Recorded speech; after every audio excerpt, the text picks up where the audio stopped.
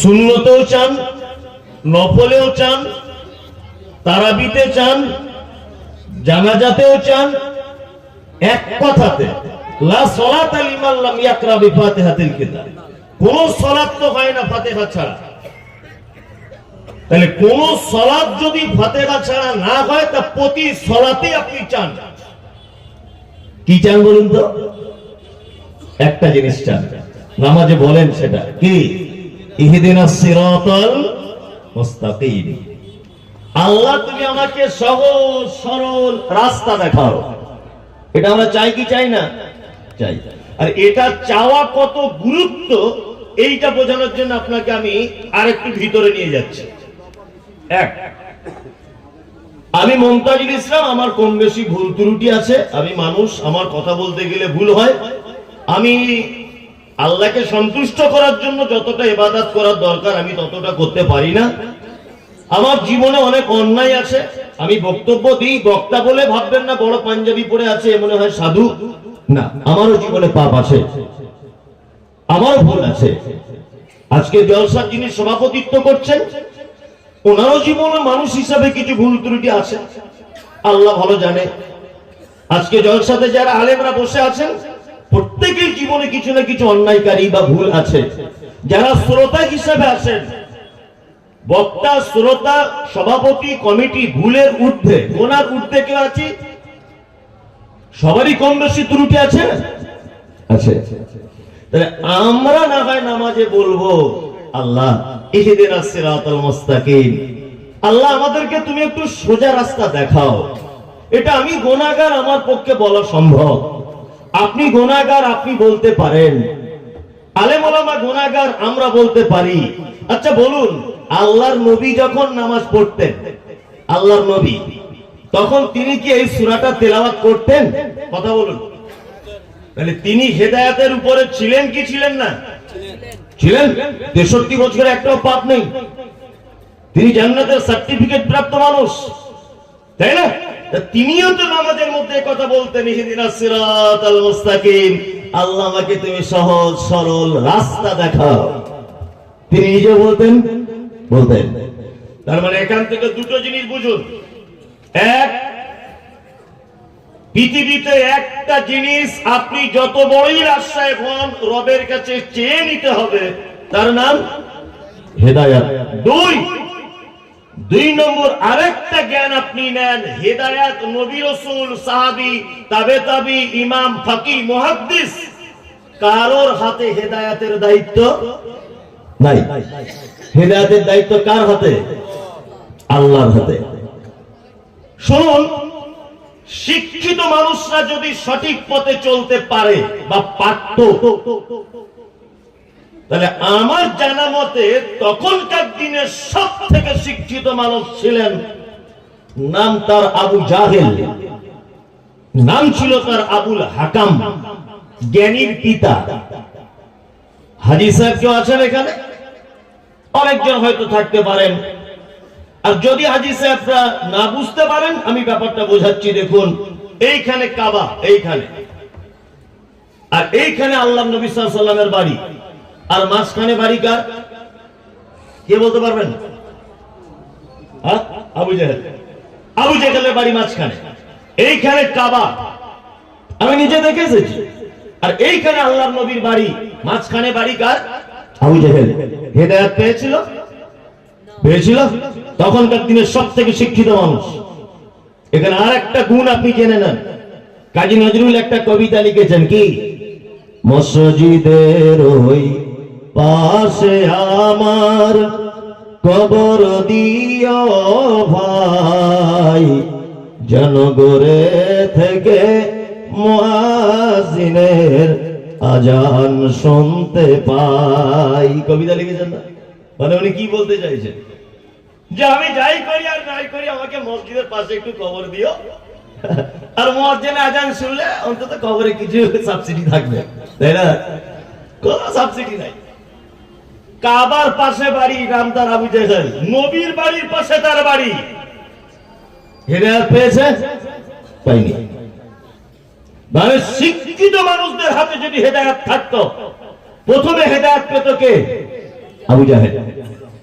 এই দেখুন, আপনাকে দেখি দেখাই, আল্লাহ নবী সাল্লাল্লাহু আলাইহি ওয়াসাল্লামের আপন চাচা আবু জাহেল কিন্তু আপন চাচা নয়।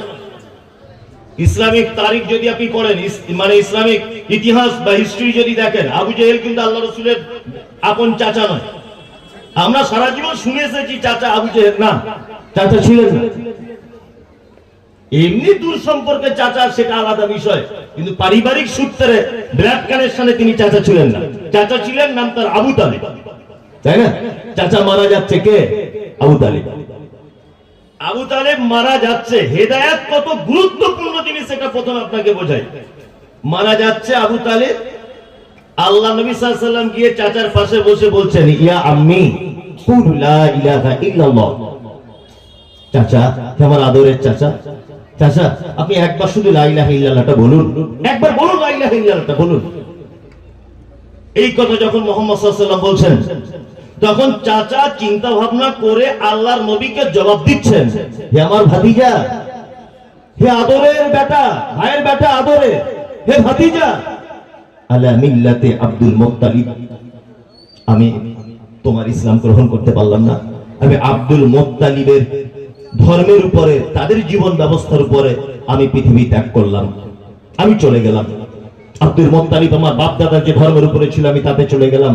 আচ্ছা বলুন, মুহাম্মদ সাল্লাল্লাহু আলাইহি ওয়াসাল্লাম বলছেন, চাচা তো মারা গেছে, চাচা আমাকে খুব ভালোবাসতো।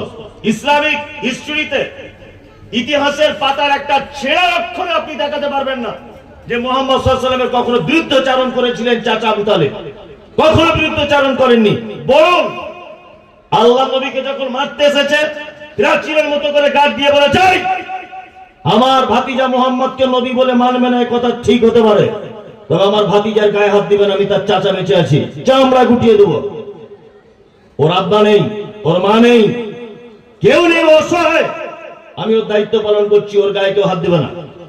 ও নবী, তোমরা মানলে মানো, না বলে না মানো, তবে আমার ভাতিজা আমি বেঁচে থাকা অবস্থায় কেউ গায়ে টাচ করবে না। এত তিনি ভালোবাসতেন, এত ভালোবাসতেন, এত ভালোবাসতেন। চাচা মারা গেলেন, আল্লাহ নবী সাল্লাল্লাহু আলাইহি ওয়াসাল্লাম আফসোস করছেন, আদরের চাচা কোলে করে মানুষ করেছেন। আল্লাহ নবী সাল্লাল্লাহু আলাইহি ওয়াসাল্লাম তখন বলেছেন, চাচার জন্য আপাতত একটু দোয়া করি, ঈমান আনলো না, একটু দোয়া করি। আমাকে তো দোয়া করতে মানা করা হয়নি, দোয়া করি। আল্লাহ নবী সাল্লাল্লাহু আলাইহি ওয়াসাল্লাম দোয়া করার চিন্তা ভাবনা করছেন, চাচার জন্য দোয়া করবেন। সঙ্গে সঙ্গে কোরআনে আয়াত অবতীর্ণ হলো। কি আয়াত? মা কানা লিন নবিয়্যি ওয়াল্লাযিনা আমানু আন ইস্তাগফিরু লিল মুশরিকিন ওয়ালাউ কানু উলি কুরবা। আল্লাহ বলছেন, নবীদের জন্য উচিত নয়, ঈমানদারদের জন্য উচিত নয়, আন ইস্তাগফিরু লিল মুশরিকিন, মুশরিকদের জন্য ক্ষমা প্রার্থনা করা, ওয়ালাউ কানু উলি কুরবা। আল্লাহ বলছে, সে মুশরিক যদি তোমার নিকট আত্মীয় হয়, তবুও তার জন্য ক্ষমা প্রার্থনা করা যাবে না, দোয়া করা ক্যান্সেল, দোয়া বন্ধ। ভালো করে বুঝবেন। এইবার আল্লাহ নবী সাল্লাল্লাহু আলাইহি ওয়াসাল্লাম নিজের জবানে বলছেন, কি বলছেন? আল্লাহর নবী বলছেন, আমার চাচা ঈমান আনেনি, তাকে জাহান্নামে দেওয়া হবে। আমার চাচা বলে সাবসিডি এতটুকুই যে দুটি আগুনের জুতো পরিয়ে দেওয়া হবে আমার চাচার পায়ে, তার গরমের তাপে আমার চাচার মগজ টকবক টকবক করে ফুটবে। আমার চাচা বলে সাবসিডি এতটুকুই, এছাড়া কোনো সাবসিডি নেই। এবার একটা কথা এখানে আপনাদেরকে আমি ভালো করে বোঝাচ্ছি। আসলে আমি বক্তব্য দিলেই যেখানেই যাই না, আপনি বিতর্কিত কথাবার্তা বলবেন না, বললে অসুবিধা আছে। আসলে আমি বিতর্কিত কথা আপনার সামনে আমি এখন 1-1.5 ঘন্টা বক্তব্য রাখবো, দেখি আমার কোন কথাটা বিতর্ক হচ্ছে। আসলে আমি যদি উচিত কথা বললে আপনার কাছে বিতর্কিত হয়, তাহলে বক্তব্য না দেওয়াই ভালো। এখানে আমি একটা কথা বলবো, এখন এই কথা নিয়ে কাল সকালে বিতর্কিত হবে। কি বিতর্কিত হবে? সারা পৃথিবীতে এক শ্রেণীর আলেম ওলামা, দাড়িওয়ালা, টুপিওয়ালা, পাঞ্জাবিওয়ালা, তারা বলছে আমাদের মুরিদ হও, কিয়ামতের দিন তোমাদের দায়িত্ব আমাদের। মুরিদ হও, আমাদের মুরিদ হও, আমাদের দলে এসো, পাগড়ি বেঁধে ঘোরো আর হু হু জিকির করো, তোমাদের জন্য জান্নাত একেবারে রেডি করে থাকবে। এই আল্লাহ নবী সাল্লাল্লাহু আলাইহি ওয়াসাল্লাম নিজের চাচাকে বাঁচাতে পারছেন না, নিজের চাচা বাঁচাতে পারছেন। নিজের চাচাকে যদি আল্লাহর নবী বাঁচাতে না পারে, তা তোমার হুজুর তোমায় বাঁচাতে পারে? তোর হুজুরেরই পাছার চামড়া তুলে দেবে কিয়ামতের মাঠে, হুজুর যদি এ কথা বলে থাকে। কি বলছি বুঝতে পারছেন? এখন এই কথাটা বলছি, এখন যারা আবার ওই দল করে তারা বলবে মমতাজুল ইসলাম আমাদের বিরুদ্ধে বলছে। তা বলবো কার বিরুদ্ধে? বলবো কি তার বলে দেন আপনি। এখন মদের ব্যাপারে বলবে যে অনেক লোক মদ খায়, সুদের ব্যাপারে বলবো ঘরে ঘরে চলছে, বেনামাজি জাহান্নামে যাবে কথা বলবো, অধিকাংশ লোক নামাজ পড়ে না। তো বলবো কার কথা? কার কথা বলবো আপনি বলে দেন আমাকে। আশ্চর্য ব্যাপার। আসলে ওটা কথা নয়, কথা এটা যে কোরআন এবং হাদিস আপনার বিরুদ্ধে গেলে আপনি মনে করেন মমতাজুল ইসলাম আমার বিরোধিতা করছে। তোমার বিরোধিতা করতে যাবো কেন? তোমাকে আমি চিনি? তোমার বিরোধিতা করবো? হাদিস কোরআন তোমার বিরুদ্ধে গেলে আমি কি করব? যে কথা বলছিলাম, তার মানে হেদায়েত মুহাম্মদ সাল্লাল্লাহু আলাইহি ওয়াসাল্লামের হাতেও ছিল না। যদি থাকতো তাহলে চাচা হেদায়েত পেয়ে যেত। জ্বলন্ত প্রমাণ আপনারা দেখুন। আমাদের মাঝে একজন নবী ছিলেন, নবীটির নাম হচ্ছে নূহ আলাইহিস সালাম। নবী নূহ, ওনার 4টে বেটা। কটা? 4টা। হাম, শাম, ইয়াফাজ আর কেনান। 4 বেটা। কেনান ঈমান এনেছিল? আরে কেন? নূহ আলাইহিস সালাম একজন আল্লাহর নবী, দামি নবী, নিজের বেটাকে হেদায়েত করতে পারেন না? হেদায়েত করতে পারবেন না। হেদায়েত কার পক্ষ থেকে আসে? আল্লাহ। এই দেখুন আপনাকে জ্বলন্ত একটা প্রমাণ দেখায়। ডাক্তার জাকির নায়েকের নাম শুনেছেন? শুনেছেন না? হ্যাঁ, উনিও ডাক্তার, জাকির নায়েক। আর বাংলাদেশের একজন ডাক্তার আছে, তার নাম ডাক্তার তসলিমা নাসরিন। নাম শুনেছেন? শুনেছেন। এও মুসলিম, ও মুসলিম, দুজনে মুসলিম না? তসলিমা নাসরিন মুসলিম, ডাক্তার জাকির নায়েক ও মুসলিম। আচ্ছা বলুন তো, ডাক্তার জাকির নায়েক হেদায়েত পেয়েছে আর তসলিমা নাসরিন মুহাম্মদ সাল্লাল্লাহু আলাইহি ওয়াসাল্লামের বিরুদ্ধে কথা বলেছে, ইসলামের বিরুদ্ধে কলম বলেছে। তার মানে বুঝতে পারা যাচ্ছে, ডক্টরেট করো, এফআরসিএস লন্ডন হও, তুমি আর্মি হও, আইএসএফ হও, আইপিএস হও, যাই করো, যাই তোমার পথ থাক, হেদায়েত কার পক্ষ থেকে? আল্লাহর পক্ষ থেকে। এতটুকু জিনিস জেনে যান, হেদায়েত কার পক্ষে? আল্লাহ। এর ভিতরে অনেক কথা আছে, বলবো আমি একটা একটা করে। আমি কারো কথা শুনি না, শুনবো না, বলবই। কি কথা? আমার কথা যদি আলেম ওলামারা আছে, আমি আলেম ওলামাদের কাছে বিনীত অনুরোধ করছি, আমি অল্প বিদ্যার মানুষ, আর স্টেজে যারা আছে এনাদের থেকে আমি অনেক জুনিয়র বয়সের দিক দিয়েও। আমি কোথাও মিস করলে দয়া করে বলছি, এখানে যারা সভাপতিত্ব পালন করছেন, প্রতিষ্ঠানের শিক্ষক রয়েছেন, আমার কোন জায়গায় ভুল বলে মনে হলে আপনি নোট করে রাখুন। আমি সংশোধন করতে এনি টাইম প্রস্তুত। আমি সংশোধন করে নেবো ইনশাআল্লাহ, কোনো সমস্যা নেই। কারণ আমি মানুষ তো, সংশোধন করলেই বরং ইজ্জত সম্মান বাড়ে, কমে না। আল্লাহ সুবহানাহু ওয়া তাআলার কাছে আমরা নামাজে কি বলি তাহলে? ইহদিনাস সিরাতাল মুস্তাকিম। আল্লাহ আমাকে একটু সহজ সরল রাস্তা দেখাও, বলি তো? এইবারে বলি, রাস্তা একটা না অনেকটা? বলুন, রাস্তা এখন একটা আছে না অনেক আছে? অনেক না? অনেক। যারা তাবলীগ জামাত করে তারা ভাবছে যে পৃথিবীর সব লোক যতক্ষণ না তাবলীগ না করবে জান্নাত নাই। আমি আহলে হাদিস, আমি ভাবছি যতক্ষণ না পর্যন্ত দুনিয়ার লোক আহলে হাদিস না হবে ততক্ষণ ওদের পরিত্রাণ নাই। যে আজমির, সে ভাবছে সব লোক আজমির হলে তবে জান্নাত। যে মাজারে ন্যাংটো লোককে সেজদা দিচ্ছে, সেও ভাবছে এই লোকটাকে যতক্ষণ না সবাই সেজদা না দিবে জান্নাত নাই। যে ফুরফুরা, সে ভাবছে সব লোক যতক্ষণ না ফুরফুরার মুরিদ না হবে জান্নাত নাই। যে দেওবন্দি, সে ভাবছে সব লোক যতক্ষণ না দেওবন্দি না হবে জান্নাত নাই। আচ্ছা বলুন, সবার এই দাবিটা আছে না নেই? আছে। রাস্তা তো এখন অনেক, তা আপনি তো আম লোক, কোন রাস্তায় যাবেন বলুন? রাস্তা খোঁজা মুশকিল না এখন?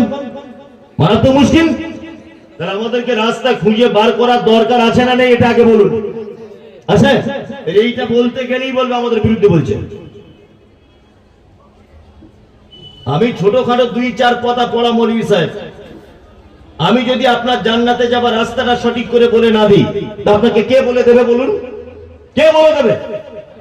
কাউকে না কাউকে তো বলে দিতে হবে। আপনি দিন রাত নামাজে বলছেন ইহদিনাস সিরাতাল মুস্তাকিম, আল্লাহ সহজ রাস্তা দেখাও, সহজ রাস্তা দেখাও। আচ্ছা বলুন, যারা দিন রাত মাজারে গিয়ে সেজদা দিচ্ছে তারা এই দোয়াটা বলছে কি বলছে না? বলছে কি বলছে না? বলছে। আপনিও বলেন, সবাই বলে। আসল রাস্তা কোনটা? আসল রাস্তা খুঁজে বার করতে হবে কোরআন দিয়ে। তারপরে আয়াতটা আমরা কি বলি? সিরাতাল্লাযীনা আনআমতা আলাইহিম, আল্লাহ তাদের রাস্তায় আমাদেরকে চালাও যাদেরকে তুমি পুরস্কারিত করেছো, যাদেরকে তুমি প্রাইজ দিয়েছো, যাদেরকে তুমি জান্নাত দিয়েছো, আল্লাহ ওই রাস্তাতে তুমি আমাদেরকে চালাও। এটা আমরা বলি কি বলি না? বলি। তাহলে আমার এই চাওয়ার সঙ্গে বর্তমানের বাস্তবতার মিল আছে কিনা, এইবার আপনার সঙ্গে আমার দুই চারটে কথা। এবার তাহলে আমাদের খুঁজে বার করতে হবে যে প্রাইজ প্রাপ্ত কারা, কারা প্রাইজ পেয়েছে তাদের খুঁজে বার করুন। চলুন, কারা প্রাইজ পেয়েছে? আল্লাহ বলছে তাদের সঙ্গে থাকো, আর আপনি নিজে বলেন আল্লাহ তাদের সঙ্গে আমি থাকতে চাই যাদেরকে তুমি পুরস্কারিত করেছো। আপনি নিজে বলেন ইহদিনাস সিরাতাল মুস্তাকিম সিরাতাল্লাযীনা আনআমতা আলাইহিম, আল্লাহ তাদের পথ দেখাও যাদেরকে তুমি পুরস্কার দিয়েছো, যাদেরকে তুমি জান্নাত দিয়েছো, যাদেরকে তুমি ভালো বলে সার্টিফিকেট দিয়েছো, আল্লাহ তাদের পথ আমাদেরকে দেখাও। আপনি নিজে এটা চান? চান কি চান না বলুন? চান। তাহলে খুঁজে বার করার দরকার আছে না নেই যে কারা প্রাইজ পেয়েছে? আছে না নেই? আচ্ছা, এটা কোথায় পাবেন কারা প্রাইজ পেয়েছে? এইবার আল্লাহ তাআলা পবিত্র আল কোরআনে আবার বলছেন, একটা আয়াতের অংশ বলছি, আনআমাল্লাহু আলাইহিম মিনান নাবিয়িনা ওয়াস-সিদ্দীকিনা ওয়াশ-শুহাদাই ওয়াস-সালিহিন ওয়া হাসুনা উলাইকা রাফিকা। আল্লাহ বলছেন পৃথিবীতে চারটে লোককে পুরস্কার দিয়েছি। কটা লোক? চারটে লোক। এখানে বলেন আনআমতা আলাইহিম, আর আয়াতটা শুরু হচ্ছে আমি যেটা বলছি আনআমাল্লাহু আলাইহিম। আল্লাহ বলছে এদেরকে পুরস্কার দিয়েছি, এদেরকে প্রাইজ দিয়েছি। কারা? মিনান নবিয়িন, নবীদেরকে, সিদ্দীকিন, সিদ্দিক মুরাদ সাহাবীদেরকে, ও শুহাদা যারা ইসলামের জন্য নিজের জীবনকে বিসর্জন দিয়েছে, ও সালিহিন এবং সৎ কর্মশীলদের। এই চারটে লোককে আল্লাহ পুরস্কার দিয়েছে। তাহলে আমাদের চলতে গেলে এই চারটে লোকের সঙ্গে চলার দরকার আছে না নেই? আছে, আছে। এইবার আপনাকে আমি একটা যুক্তি পেশ করছি, যুক্তিটা দেখুন। সারা ভারতবর্ষে মুসলিমদের বর্তমানে এই অবস্থা কেন, এইটা আপনারা আমার কাছে 2 মিনিট একটা তথ্য পেশ করছি, তথ্যটা দেখুন কেমন লাগে। এক, আপনারা যারা একটু আধটু ইতিহাস জানেন, আপনারা সকলেই জানেন যে আমরা এই দেশ প্রায় 1000 বছর শাসন চালিয়েছিলাম। যারা আছে মুসলিমরা শাসন করেছিল। হ্যাঁ, তারপরে শাসন করলো ব্রিটিশ। 180 থেকে প্রায় 200 বছরের কাছাকাছি শাসন চালিয়েছিল কারা? ব্রিটিশ। তারপর হিন্দু মুসলিম জৈন খ্রিস্টান ইহুদি হাড়ি চুয়ার চাবার বাগদি ছুতোর মেথর সবাই মিলে ঐক্যবদ্ধভাবে ব্রিটিশদের বিরুদ্ধে আন্দোলন করে 1947 সালে 15 আগস্টে এই দেশ আমরা স্বাধীনতা লাভ করেছি। তাই তো? এটা ইতিহাস। এবার আপনারা যারা, আমি এখানে এসে শুনলাম যে নদিয়া জেলার এক ঐতিহ্যবাহী গ্রামের ভিতরে একটা গ্রাম তেঁতুলবেড়িয়া, প্রায় ঘরে ঘরে নাকি লোক শিক্ষিত আর চাকরি করে। আলহামদুলিল্লাহ, আমিও একজন ভালো ভাইয়ের নামটা ঠিক বলতে পারছি না, ওনার বাড়িতে ছিলাম, ওনার বাড়িতে দেখছি সব শিক্ষিত পরিবেশ, খুব ভালো লাগলো। আর ওই জন্য আপনাদেরকে এই বক্তব্যটা আমি আজকে দিচ্ছি, যাতে আপনারা শিক্ষিত মানুষ বুঝতে সুবিধা হয়। আপনারা শিক্ষিত মানুষ, আপনারা এটা জানেন যে 1000 বছর যখন এই ভারত আমরা শাসন করেছিলাম, বলুন তো কত পার্সেন্ট মুসলিম তখনকার দিনে ছিল? হ্যাঁ, কে বলছেন? হাত তুলুন। ইয়েস, ঠিক বলেছেন, 6.5% মুসলিম। 6.5% মুসলিম। আমরা 1000 বছর এদের শাসন করেছি। বলুন এখন বর্তমান 2026 সালে ভারতে কত পার্সেন্ট মুসলিম? 28। 28% মুসলিম হওয়ার পরে বাবরি মসজিদ থাকেনি কেন? ওয়াকফ সম্পত্তি আটকাতে পারলেন না কেন? এখনো পর্যন্ত পাচার চামড়া তুলে দিচ্ছে কেন? মণিপুরে কেন মসজিদ ভাঙা হচ্ছে? আসামে কেন ডিটেনশন ক্যাম্প তৈরি হচ্ছে? এসআইআর করে কেন মুসলিমদেরকে কোণঠাসা করে দেওয়া হচ্ছে? মুসলিমদেরকে সংখ্যালঘু নাম দিয়ে চাকরি থেকে বঞ্চিত হচ্ছে কেন? 6.5% 1000 বছর আমরা দেশ চালিয়েছি, আর 28% হওয়ার পরেও আমাদের বৃহত্তম সম্পত্তিগুলো চলে যাচ্ছে। কারণ কি? কারণ কি? কোনদিন ভেবে দেখেছেন? না, ওসব কিছুই নয়। আমি যে তত্ত্বগুলো দিচ্ছি, তত্ত্বগুলো ভাবুন। আপনাকে যদি এখন এই প্রশ্ন করা হয় যে ওয়াকফের সম্পত্তিটা আটকানো গেল না কেন, আপনার একটাই প্রশ্নের উত্তর, আমরা সংখ্যায় কম, ওই জন্য জোর করে নিয়ে নিয়েছে। এটা আপনি বলবেন, এটা আপনার উত্তর। আর আমি মমতাজুল ইসলাম বলছি, সারা পৃথিবীর ইতিহাসে আদম আলাইহিস সালাম থেকে শুরু করে আর তেঁতুলবাড়িয়া গ্রামের জলসা পর্যন্ত যত ইতিহাস লেখা হয়েছে ইসলামের ব্যাপারে, একটা ইতিহাসে যদি আপনি দেখাতে পারেন যে মুসলিমরা কখনো সংখ্যা গরিষ্ঠতার কারণে তারা জয়লাভ করেছে, জীবনে একটা ইতিহাস নেই।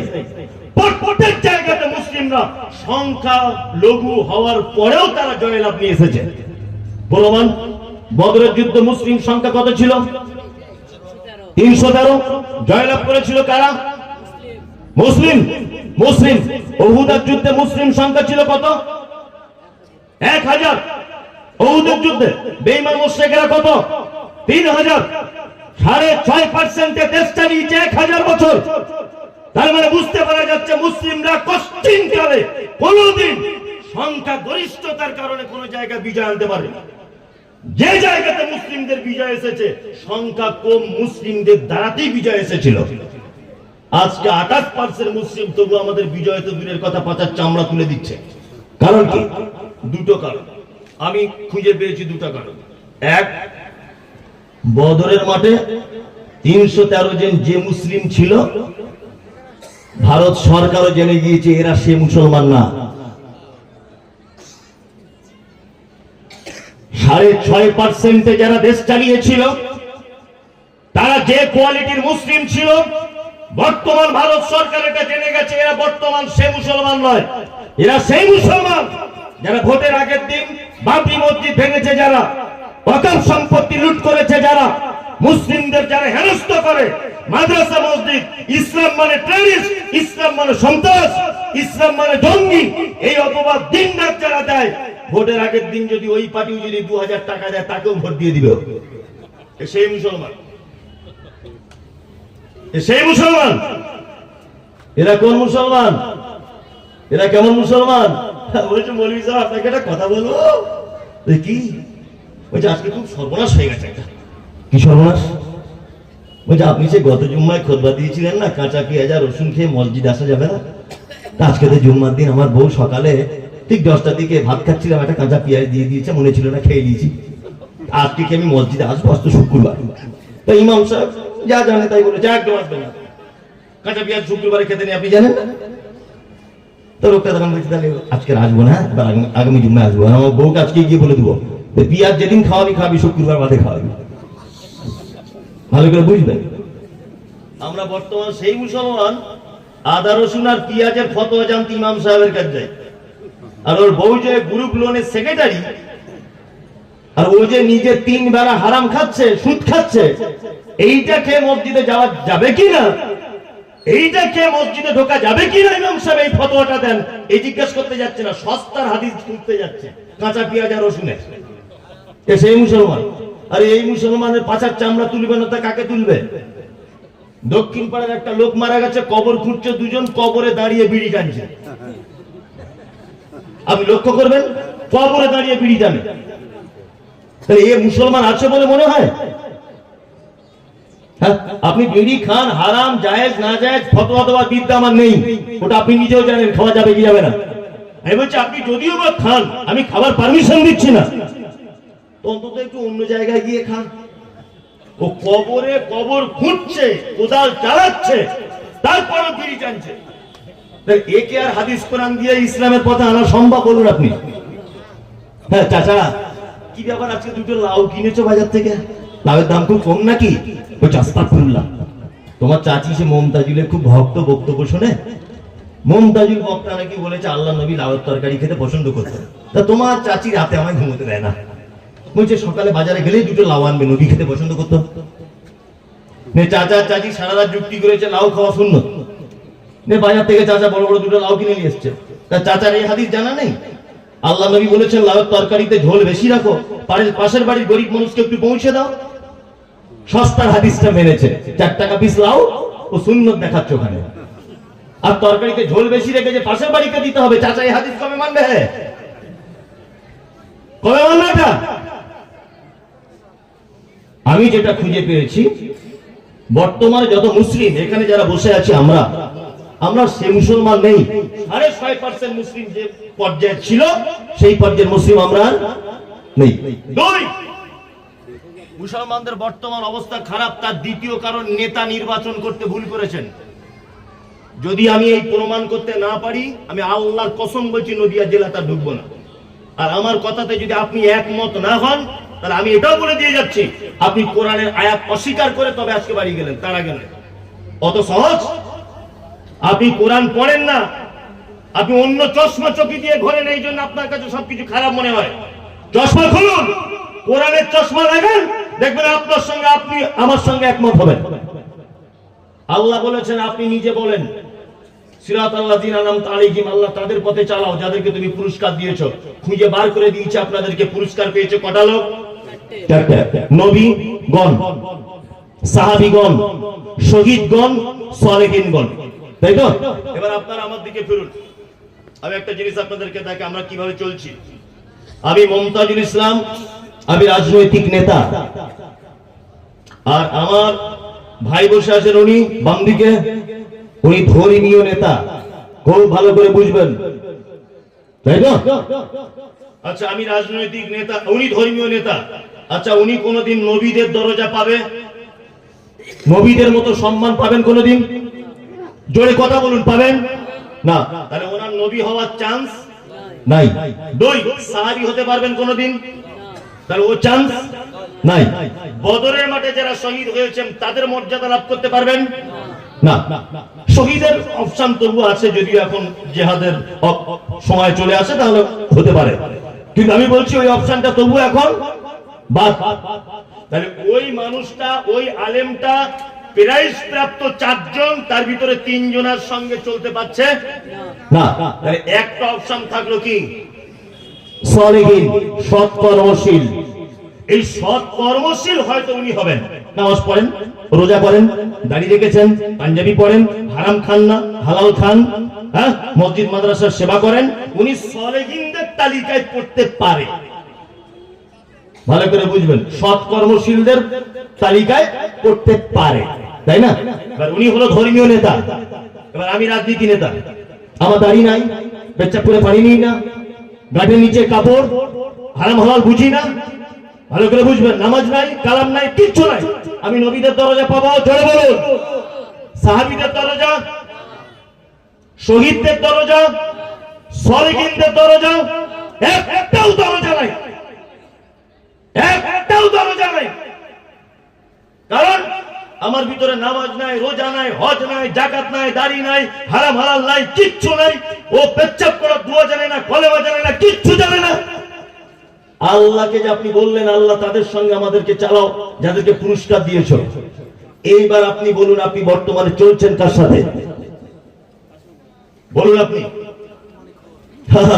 তোমাকে আমি চিনি না, তুমি সাধারণ একটা মানুষের পক্ষ নিয়ে তুমি আলেম ওলামাকে গালি দাও, তুমি আলেম ওলামাদের একটা কথা মানতে পারো না, অথচ আল্লাহর সঙ্গে আমরা ওয়াদাবদ্ধ, চুক্তিবদ্ধ হয়েছি সূরা ফাতিহাতে, আল্লাহর সঙ্গে চুক্তি করেছি। আল্লাহ ওই রাস্তা দেখাও যে যাদেরকে তুমি পুরস্কার দিয়েছো, তারা আমি পুরস্কারের যোগ্য? আপনি বলুন, যোগ্য? যোগ্য নয়। ওই লোকটা যোগ্য? 1% আছে সালেহীনদের, উনি সালেহীন হতে পারেন, তার মানে উনি পুরস্কারের যোগ্য।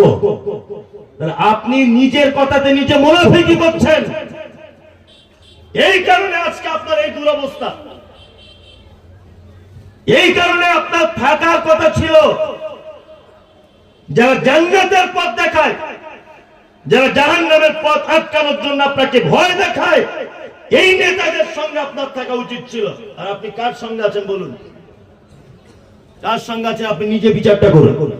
আপনাকে একটা যুক্তি দিই, আমাদের বর্তমান কি সর্বনাশ হচ্ছে। আচ্ছা বলুন তো, কলকাতা কোন দিকে? এখান থেকে কথা বলুন, কোন দিকে? এদিকে কলকাতা। দক্ষিণ দিকে। একটা লোক আপনাদের গ্রামে তেঁতুলবেড়িয়া বাড়ি, ও কলকাতায় যাবে বলে বাড়ি থেকে বার হয়েছে হেঁটে হেঁটে, ও যাচ্ছে এই দিকে, মোটামুটি 30-35 কিলোমিটার গেছে। যাওয়ার পরে আর একটা লোক জিজ্ঞেস করছে, ভাই ওকে জিজ্ঞেস করছে, ভাই তেঁতুলবেড়িয়ার লোকটাকে, ভাই কলকাতা কোন দিক? আচ্ছা বলুন তো কোন দিকে দেখাবে, বলুন। লালগোলার দিকে দেখাবে, দেখাবে কি দেখাবে না? কিন্তু কলকাতা আসলে কোন দিকে? এইদিকে। তাহলে যে নিজে ভুল পথে হাঁটছে, তার কাছে যদি সঠিক কিছু জানতে চান, তা সে আপনাকে সঠিকটা জানাতে পারবে না ও নিজের দিকে জানাবে? কোনটা? হ্যাঁ, নিজের দিকে জানাবে। ওর কথা শুনে যদি আপনি ওই রাস্তাতে এখন 4-5 দিন ধরে হাঁটেন, কিয়ামত পর্যন্ত কলকাতা খুঁজে পাবেন? পাবেন? বলুন, পাবেন না। আপনি কার সঙ্গে ঘুরছেন? আপনি যার সঙ্গে ঘুরছেন সে তো উল্টো পথে চলছে। যে জান্নাতের পথে হাঁটছে, আলেম ওলামা, নামাজি, সালেহিন, ভালো মানুষ, তার সঙ্গে আপনি হাঁটুন। আপনি তো উল্টো লোকের সঙ্গে হাঁটতেন, তার মানে আপনারও কপালে আর ভালো জিনিস পাও না। ওই জন্য বলছি ঘোড়াটা চেঞ্জ করুন, ঘোড়া চেঞ্জ করুন। এখন মনে হচ্ছে না এ তো ঠিকই আছে, এখন মনে হচ্ছে না যে না মমতাজ তো ঠিকই আছে। তাহলে শুনুন, এই মোবাইলে একটুখানি কে কেটে ছেড়ে দিলে ওইটা নিয়ে মমতাজুলকে গাল দিলে হবে না। মোবাইলে অনেক কিছু দেখা যায়। আমি কালকে দেখছিলাম হাসিনার কোলে বাচ্চা, নরেন্দ্র মোদী পাশে বসে আছে। কি করবেন আপনি? মোবাইলে দেখাচ্ছে এটা করে 4 কিলো করে দুধ হয়, কি করবেন বলুন? সম্ভব এটা? মোবাইলে কে একটুখানি কেটে দিয়েছে, আমাকে কিভাবে গাল খাওয়ায় দেখুন। আমি বলেছি যে আল্লাহ নবী সাল্লাল্লাহু আলাইহি ওয়াসাল্লাম তিনি বলেছেন যে কোন মানুষের শেষ বাক্য যদি লা ইলাহা ইল্লাল্লাহ হয়, পা দাখালায় জান্নাত, তাহলে সে জান্নাত চলে যাবে। তা আমরা কোন মানুষ যখন মারা যাবে বা মারা যাওয়ার টাইম, তার পাশে বসে একটু জোরে জোরে করে বলবো লা ইলাহা ইল্লাল্লাহ, লা ইলাহা ইল্লাল্লাহ, লা ইলাহা ইল্লাল্লাহ। আপনার বলাতে যদি ও একবার লা ইলাহাটা বলে, তাহলে ও থাকার জায়গা কোথায়? জান্নাত। এটা আমি বলেছি। আর আমি এখানে আরেকটা কথা বলেছি যে আমরা লা ইলাহা বাদ দিয়ে তার পাশে বসে সবাই মিলে কোরআন তেলাওয়াত করছি, একদম চলবে না। ওইখানে কোরআন তেলাওয়াতের জন্য আসেনি। কোরআন বলেই যে সব জায়গায় তেলাওয়াত করতে হবে, কে বলেছে? একদম কোরআন তেলাওয়াত করবেন না ওই জায়গাটায়। এই বক্তব্যটা কোন এক জায়গায় দিয়েছি। আর কোন এক বদমাইশ এই যে একদম কোরআন তেলাওয়াত করা যাবে না, শুধু এই কথাটা নিয়ে কাটিং করে ছেড়ে দিয়েছে।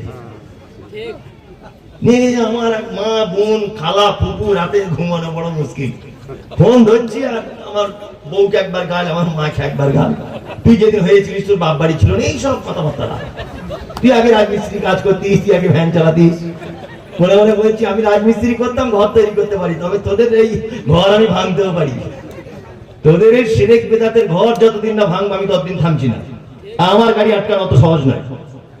কারণ আমি একটা জিনিস ভেবে রেখেছি, আপনি হক কথা বলুন, পৃথিবীর অধিকাংশ মানুষ দেখবেন আপনাকে গাল দেবে। অধিকাংশ মানুষ হুজুরকে ফতোয়া জিজ্ঞেস করছে, হুজুর বিড়িটা নাকি? বলছে মকরু, না খেলেই ভালো, তবে খেতে কেউ পারে, না খাওয়াটাই ভালো। ও হুজুরকে কেউ কিছু বলবে না। আর যে হুজুর ডাইরেক্ট বলে দেবে বিড়ি হারাম, এই হয়ে গেল বিড়ি হারাম। ও কত ভালো হুজুর মকরু বলে দিয়ে গেল। আরে কত বদমাইশ দেখ। আরে ও হুজুর না, ও বোর আলু, সব তরকারিতে থাকে। কেউ বিষয় আছে না, ও সব তরকারিতে থাকে। আমি তো মমতাজুল সব তরকারিতে থাকি না। ওই জন্য আপনাকে বলছি বন্ধু পরিবর্তন করুন বাঁচতে যদি চান। তাছাড়া আপনি আল্লাহর সাথে যে যুক্তি করেছেন, নামাজে দাঁড়িয়ে ইহদিনাস সিরাতাল মুস্তাকিম সিরাতাল লাযিনা আনআমতা আলাইহিম, আল্লাহ তাদের পথ আমাদেরকে দেখাও, তাদেরকে তুমি পুরস্কারিত করেছো, এই চুক্তির সঙ্গে আপনি মুনাফিকি করেছেন। এখনো বলছি আপনি ফেরত আসুন, ওই সমস্ত নেতা নেত্রীদের কাছ থেকে দূরে চলে আসুন। আলেমদের স্বর্ণপূর্ণ হন আপনারা, যারা সঠিক রাস্তা আপনাদেরকে দেখাবে জান্নাতে যাওয়ার মতো। চলুন এবার আপনাদেরকে কয়েকটা কথা বলবো। আমি কি আমরা চুক্তি করেছি আল্লাহর সাথে, তাদের সঙ্গে চলবো যাদেরকে আল্লাহ পুরস্কার দিয়েছে। পুরস্কার দিয়েছেন নবীদের, আমরা তো নবীদের কাছাকাছি জীবনে যেতে পারবো না, ওটা অপশন বাদ। 2 সাহাবী, সাহাবীদের কাছাকাছি আমরা যেতে পারবো না। 3 শহীদ, যেতে পারবো না। 4 সালেহিন, সৎ কর্মশীলদের।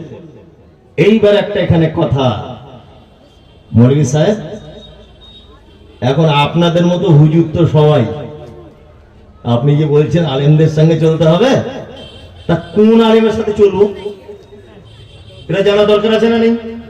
আচ্ছা, সবাই তো আপনার মতোই দেখতে, দাঁড়িয়ে আছে সবার বড় পাঞ্জাবি, কেউ 4 তলা টুপি, কেউ 5 তলা, কেউ 1 তলা, কেউ একেবারে ছোট, টুপিরও অনেক ডিজাইন, সালাম দেওয়ারও ডিজাইন, কেউ 1 হাত দিয়ে, কেউ 2 হাত দিয়ে, হ্যাঁ, দরুদেরও ডিজাইন, এইসব ডিজাইন আছে না নেই?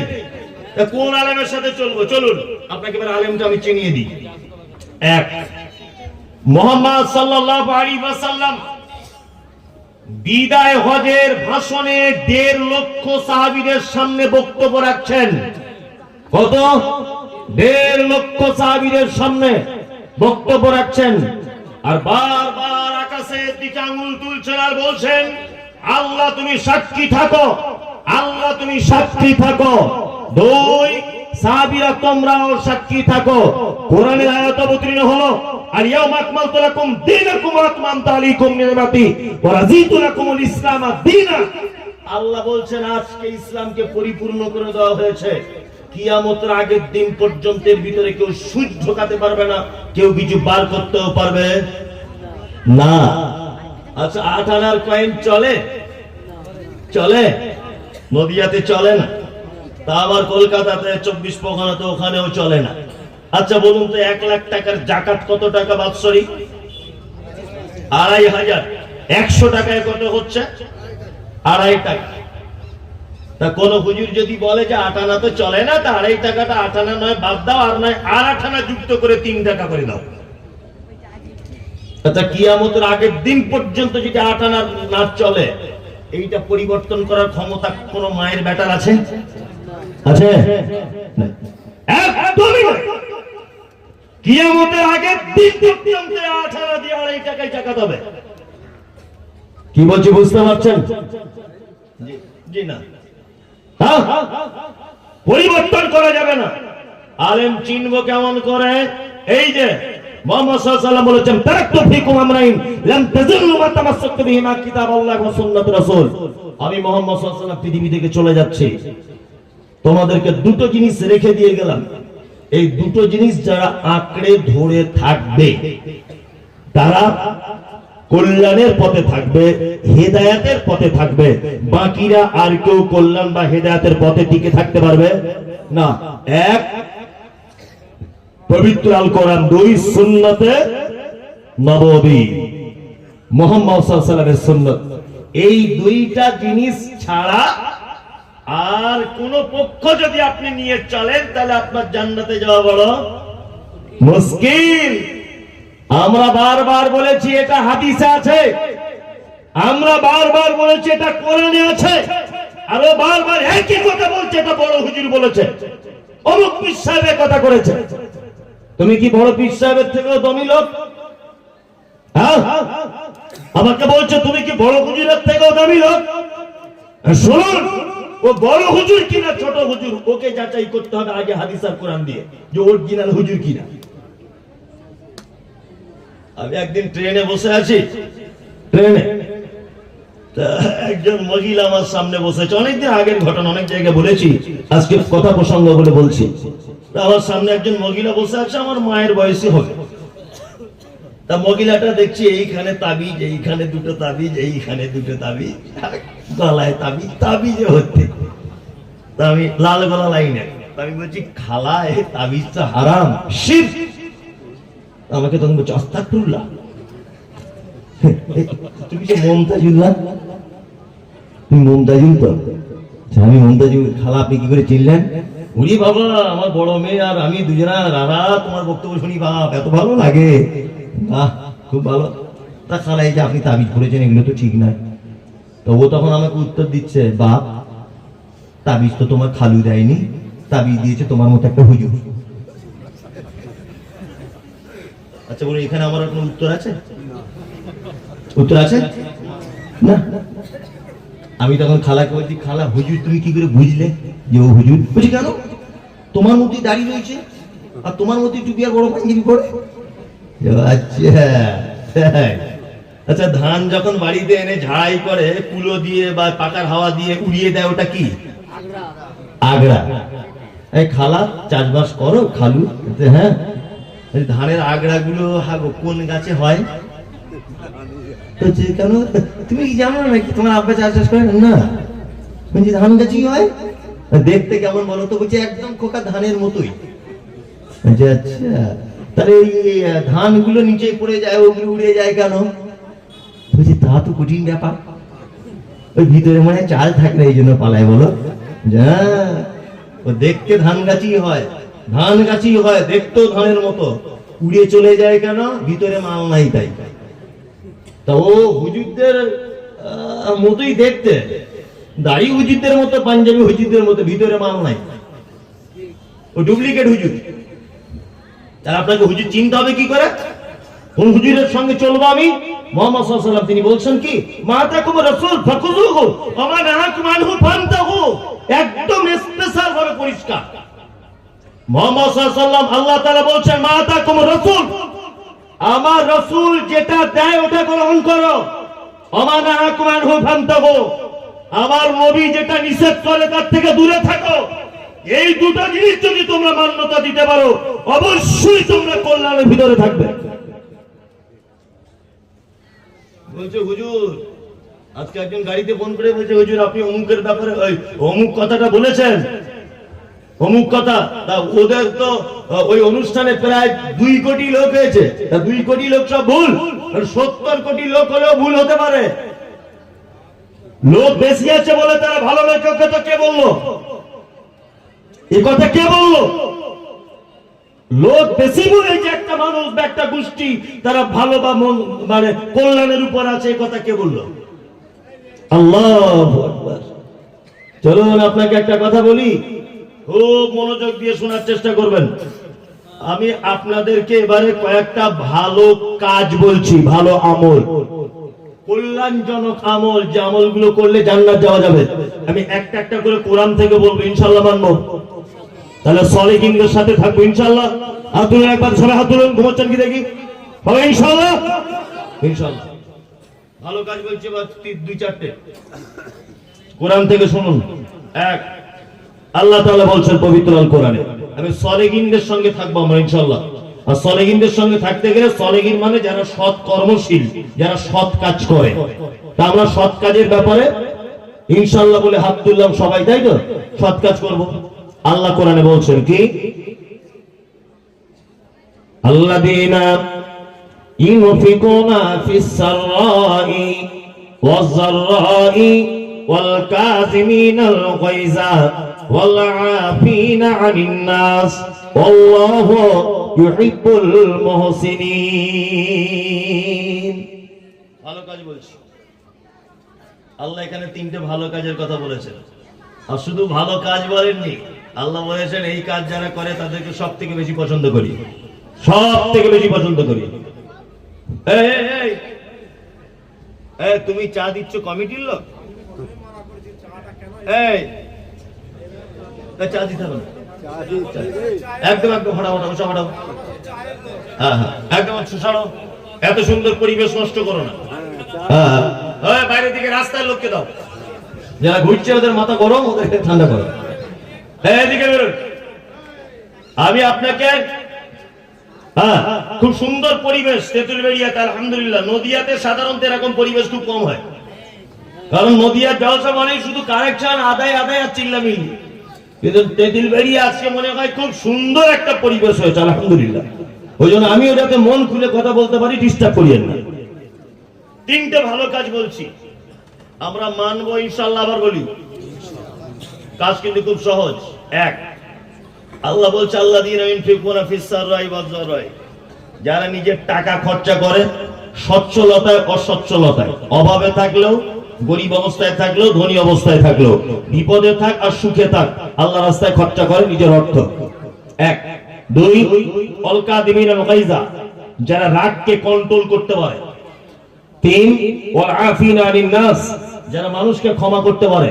আল্লাহ বলছে আল্লাহু ইউহিব্বুল মুহসিনিন, নিশ্চয়ই এই তিনটে কাজ যারা করে তাদেরকে আমি খুব বেশি পছন্দ করি।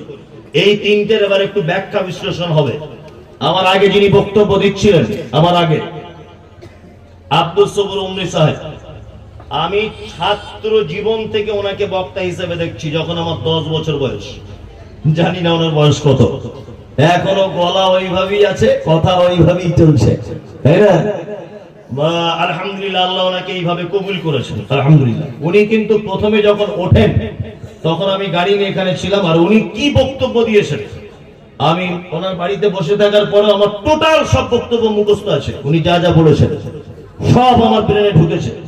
কোন জায়গায় কোন আয়াত বলেছেন, কোন হাদিস বলেছেন, কি বলেছেন।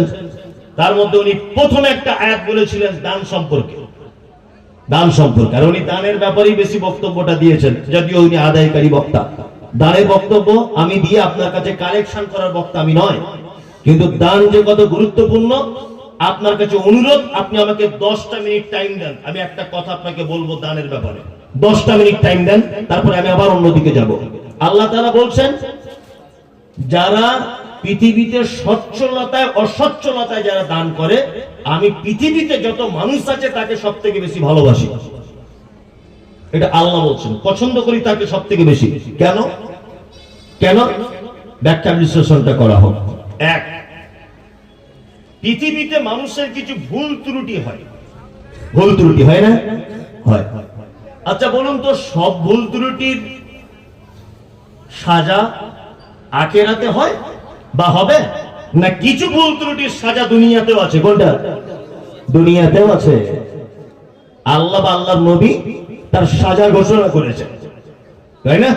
যেমন বলি, দুপুরবেলা আপনার বউয়ের সঙ্গে ঝামেলা, আপনার ঝামেলা হচ্ছিল, হতে হতে আপনার রাগ খুব বেশি হয়েছে, না আপনার বউকে বলছেন আল্লাহর কসম তোর মায়ের বাড়ি জীবনে যাবো না। সারাদিন কথা হয় না, রাতের বেলা আবার এক জায়গায় ছিলেন, প্রেম প্রীত আবার হয়েছে। সকালবেলা উঠে বলছে ফরিদা, সে কালকে আল্লাহর কসম বলেছিলাম না, দেখ তুই রাগ করিস না, ফের তো রাতে মিল হয়ে গেছে, তা চল মোটরসাইকেলটা বার করছি, তোর বাপের বাড়ি থেকে ঘুরে আসি। এই ছোট লোকের মতো আবার মোটরসাইকেল নিয়ে চলে গেছে। তার আগের দিন দুপুরবেলা আল্লাহ কসম দিয়েছিল, তারপরের দিন সকালে কসম রাখতে পারলো না, মোটরসাইকেল নিয়ে চলে গেল। আচ্ছা বলুন, এই যে কসমটাও ভঙ্গ করলো বা রাখতে পারলো না, এর জরিমানা আছে না নেই? কি জরিমানা কে বলতে পারবো বলুন? কি দিনটা জরিমানা আছে? আছে। এক হচ্ছে 3টে রোজা রাখতে হবে, সিয়াম, কসমের কাফারা। জেনে রাখুন দান কত গুরুত্ব, এটা বলছি। দুই নম্বর হচ্ছে 10 জন মিসকিনকে খেতে দিতে হবে। তার মানে এরকম রোজা করে করে মনে হয় 60 বছর করা লাগবে, কত কসম যে ভেঙেছে। জরিমানা দিতে দিতে বাকি জীবন কেটে যাবে, তাই না? হ্যাঁ, তবে আর একটা কথা মাঝখানে বলি, এমার্জেন্সি ক্ষেত্রে আল্লাহর নামে শুধু কসম করবেন, আর কারো নামে কসম করা চলবে না। বাপের কসম, মায়ের কসম, মসজিদের কসম, কাবার কসম, পশ্চিম দিকে মুখ করে বলছে আমার নানির কসম, বেটার মাথায় হাত দিয়ে, বেটির মাথায়, আমার চোখে হাত দিয়ে, কোনো কসম চলবে? সব শিরক। তাহলে কসম একটা ছোট্ট ভুল, তার জরিমানা কি দিয়ে দেখালাম? 3টা রোজা বা সিয়াম, আর 10 জনকে সাদকা খাওয়ানো, মিসকিন, তাই না? তার মানে 10 জনকে দান আর 3টা রোজা, তাই তো? এবার আপনারা কেউ হজ করার নিয়ত করেছেন নাকি এখানে? ওমরা হজ বা এমনি হজ নিয়ত করেননি? যারা যাবেন আগামী দিনে এই কথাটা জেনে বুঝে তবে যাবেন। একটা লোক ওমরা করতে গেল, ধরে নেন সস্তায় তো ওমরা এখন 1 লাখ টাকার মধ্যে হয়। এই ওমরা করতে যাবারও বা হজ করতে যাবার কিছু নিয়ম আছে। কি নিয়ম? জরিমানা দেখাচ্ছি। মিকাত থেকে ইহরাম পড়তে হবে। মিকাত কোথায়? ভারতের মিকাত হচ্ছে ইয়ালামলাম বলে একটা জায়গায়। হাজি সাহেব দমদম থেকে উঠবে, ইয়ালামলামের উপর দিয়ে যখন প্লেন যাবে, বিমানের পক্ষ থেকে বলা হবে হাজিজা ইহরাম পড়ে নেন। ওরা ইংলিশে বলবে, অনেক ফ্লাইটে হিন্দিতেও বলে, উর্দুতেও বলে, বিভিন্ন ফ্লাইটে বিভিন্ন ভাষাতে বলে হাজি সাহেব ইহরাম পড়ে নেবেন। মিকাতে পড়তে হবে। প্লেন যদি প্রথমে মদিনায় যায়, তাহলে মদিনা থেকে প্রথমে যুলহুলাইফা মসজিদে গিয়ে ওখান থেকে হেরাম পড়ে লাব্বাইক আল্লাহুম্মা লাব্বাইক লাব্বাইক লা শারীকা লাকা লাব্বাইক ইন্নাল হামদা ওয়ান নি'মাতা লাকা ওয়াল মুলক লা শারীকা লাক তালবিয়া পাঠ করতে করতে যাবে মক্কায়। কত গুরুত্বপূর্ণ আলোচনা, আপনি শেষ হলে বুঝবেন এটা দানের পর্ব। মক্কায় পৌঁছে গেলেন, কাবা দেখলেন, প্রথমেই দোয়া বলতে হবে আল্লাহুম্মা আনতাস সালাম ওয়া মিনকাস সালাম ফাহাইয়ানা রাব্বানা বিস সালাম। কাবা দেখি দোয়া বললেন, ডান পা দিয়ে ঢুকলেন কাবাতে। স্বাভাবিক মসজিদে ঢোকার যে দোয়া, ওই দোয়া আপনি বলতে পারেন, কোনো সমস্যা নেই। চলুন ওইটা পার করে ঠিক যেইখানে হাজির আসওয়াদ তার একটু আগে থেকে একটা গ্রিন সিগন্যাল আছে, ওইখান থেকে কাবাকে তাওয়াফ করা শুরু করতে হবে। তাওয়াফ শুরু হলো, প্রথমে এলো হাজির আসওয়াদের কোণাটা কাবার, হাত দুটো তুলে বলে দিতে হবে, যদি চুম্বন করতে না পারেন বিসমিল্লাহ আল্লাহু আকবার। তারপরে চলে গেলেন মাকামে ইব্রাহিম, ওইখানে কি একটা দোয়া বলতে হবে ইত্তাখিযনি মিন মাকামে ইব্রাহিম মুসাল্লা। তারপরে ঘুরে গেলেন আরেকটু, মাকামে ইব্রাহিমের পরে রুকনে ইয়ামানি হাতিম, হাতিমের পরে একটা কোণা পড়বে, তার নাম রুকনে ইয়ামানি। রুকনে ইয়ামানি থেকে শুরু করবেন একটা দোয়া, রব্বানা আতিনা ফিদ দুনিয়া হাসানা ওয়া ফিল আখিরাতি হাসানা ওয়া কিনা আযাবান নার। এই দোয়াটা বলতে বলতে আবার আপনাকে হাজরে আসওয়াদ পর্যন্ত পৌঁছে হাত দুটো তুলে বলতে হবে বিসমিল্লাহি আল্লাহু আকবার। এইভাবে পদ্ধতিতে 7 বার কাবা চক্র দোয়াকে একটা তাওয়াফ বলে। ভালো করে বুঝবেন, কাবা তাওয়াফ হয়ে গেল। কাবা তাওয়াফ করার পরে মাকামে ইব্রাহিমকে সামনে রেখে 2 রাকাত সালাত আদায় করতে হয়। ওইখান থেকে বার হয়ে পাশে জমজমের পানি রাখা, জমজমের পানি পান করলেন। ওইখান থেকে চলে যেতে হবে সাফা এবং মারওয়া সাই করতে। আল্লাহ কোরআনে বলেছে ইন্না সাফা ওয়াল মারওয়াতা মিন শাইরিল্লাহ। আল্লাহ সাফা পাহাড়ের কথা আগে উল্লেখ করেছেন। উমরাকারী বা হজকারী আগে সাফা পাহাড় দিয়ে সাই শুরু করবে, মারওয়া পাহাড়ে গিয়ে 7 বার শেষ হবে, তারপরে নেড়া করবে। সাই হয়ে গেলে উমরা বা হজ শেষ। তার আগে আরো পদ্ধতি, জামানাতে পাথর মারা, কুরবানি করা, হজের ক্ষেত্রে ওগুলো আছে। আপনাকে আমি যেটা সংক্ষিপ্ত আকারে বললাম, সাফা মারওয়া কয়বার ছুটতে হয়? 7 বার। কাবা কয়বার চক্কর দিলে একটা তাওয়াফ হয়? 7 বার। কেউ এখন ভুল করে 6 বার দিয়েছে। এই জায়গাটা বোঝাচ্ছি দান কত গুরুত্ব। কেউ এখন ভুল করে 6 বার। সাফা মারওয়া 7 বার ছুটতে হয়, কেউ ভুল করে 6 বার ছুটেছে। এর কি জরিমানা? এর জরিমানা আছে? আছে। এর জরিমানা কি? এর জরিমানা হচ্ছে কাবাতে থাকা অবস্থাতে সাদাকা করতে হবে। মুমতাজুল সাহেব যদি কাবায় থাকা অবস্থায় সাদাকার সুযোগ না হয়, তাহলে কি করব? তাহলে কাবাতে থাকা অবস্থাতে মক্কাতেই 3টা রোজা রাখতে হবে। আবার যেদিন বাড়ি আসবেন, দমদম এয়ারপোর্টে নেমে আপনার তেঁতুলবেড়িয়াতে ঢুকবেন, বাড়ি এসে 7টা রোজা, 10টা রোজা। তাহলে হজের কোন ফরজ রুকুন বা ওয়াজিব রুকুন যদি ছুটে যায়, জরিমানা কি? সাদাকা, দান, আর 10টা রোজা। 3টা ওখানে, 7টা এখানে, তাই তো? তাহলে এই ভুলটার জরিমানা কি দিয়ে দিলাম? 2টো জিনিস দিয়ে দিলাম। দুটোর মধ্যে একটা কি? দান। দান, দান, মিসকিনকে খেতে দেওয়ার দান, তাই না? চলুন আর একটা ভুলের অপরাধের কথা বলি। দান কত গুরুত্ব এটা বলছি। আর একটা ভুল, নতুন বিয়ে করেছে তো ও বুঝে খুব কম, ওর জ্ঞান বুদ্ধি কম। নতুন বিয়ে করেছে, 3 দিনের মাথাতে ছাদের উপরে বউ আর দুজনা রোদ্দুরে দাঁড়িয়েছিল গোসল করে, স্বামী স্ত্রী নতুন। তা স্বামীটা ওর বউয়ের হাতটা দেখে বলছে, কারিমা তোমার হাতটা আমার মায়ের মতো দেখতে। তো বুঝে না কি বুঝবি না। আর মেয়েটা তখন সত্যি বলছো? হ্যাঁ সত্যি, তোমার পিঠটা অনেকটা আমার মায়ের মতো দেখতে। মেয়েটা তখন বলছে, তাহলে তো তোমার মায়ের সাথে আমার অনেক মিল আছে। আচ্ছা বলুন তো, এই যে কথাটা বোকার মতো করে বেটা ছেলেটা বলে দিল, আচ্ছা বলুন তো পাপ বা ভুল করেছে কি করেনি?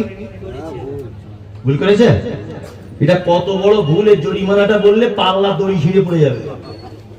কত বড় জরিমানা, শায়েখরা বসে আছেন ভালো করে জানেন এই জরিমানা কি। আল্লাহু আকবার। এটা আরবিতে বলা হয় জিহাদ। কি বললাম বুঝলেন? কোরআনে আল্লাহর ব্যাপারে সূরা অবতীর্ণ করেছেন, সূরা মুজাদালা। قد سمع الله قول التي تجادلك في زوجها وتشتكي الى الله। সূরা মুজাদালা আল্লাহ কোরআনে আয়াত অবতীর্ণ করেছেন। আল্লাহু আকবার। এই শুনুন, কেউ যদি তার স্ত্রীকে বলে তোমার পেট পিঠ তোমার হাত এইগুলো আমার মায়ের মতো দেখতে, তার প্রথম জরিমানাটা কি বলি? প্রথম জরিমানা আল্লাহ বলছেন ফাতাহারিরু রাকাবাতিন মিন ক্বাবলি আন ইয়াতামাসসা, নিজের টাকা দিয়ে গোলাম আজাদ করতে হবে।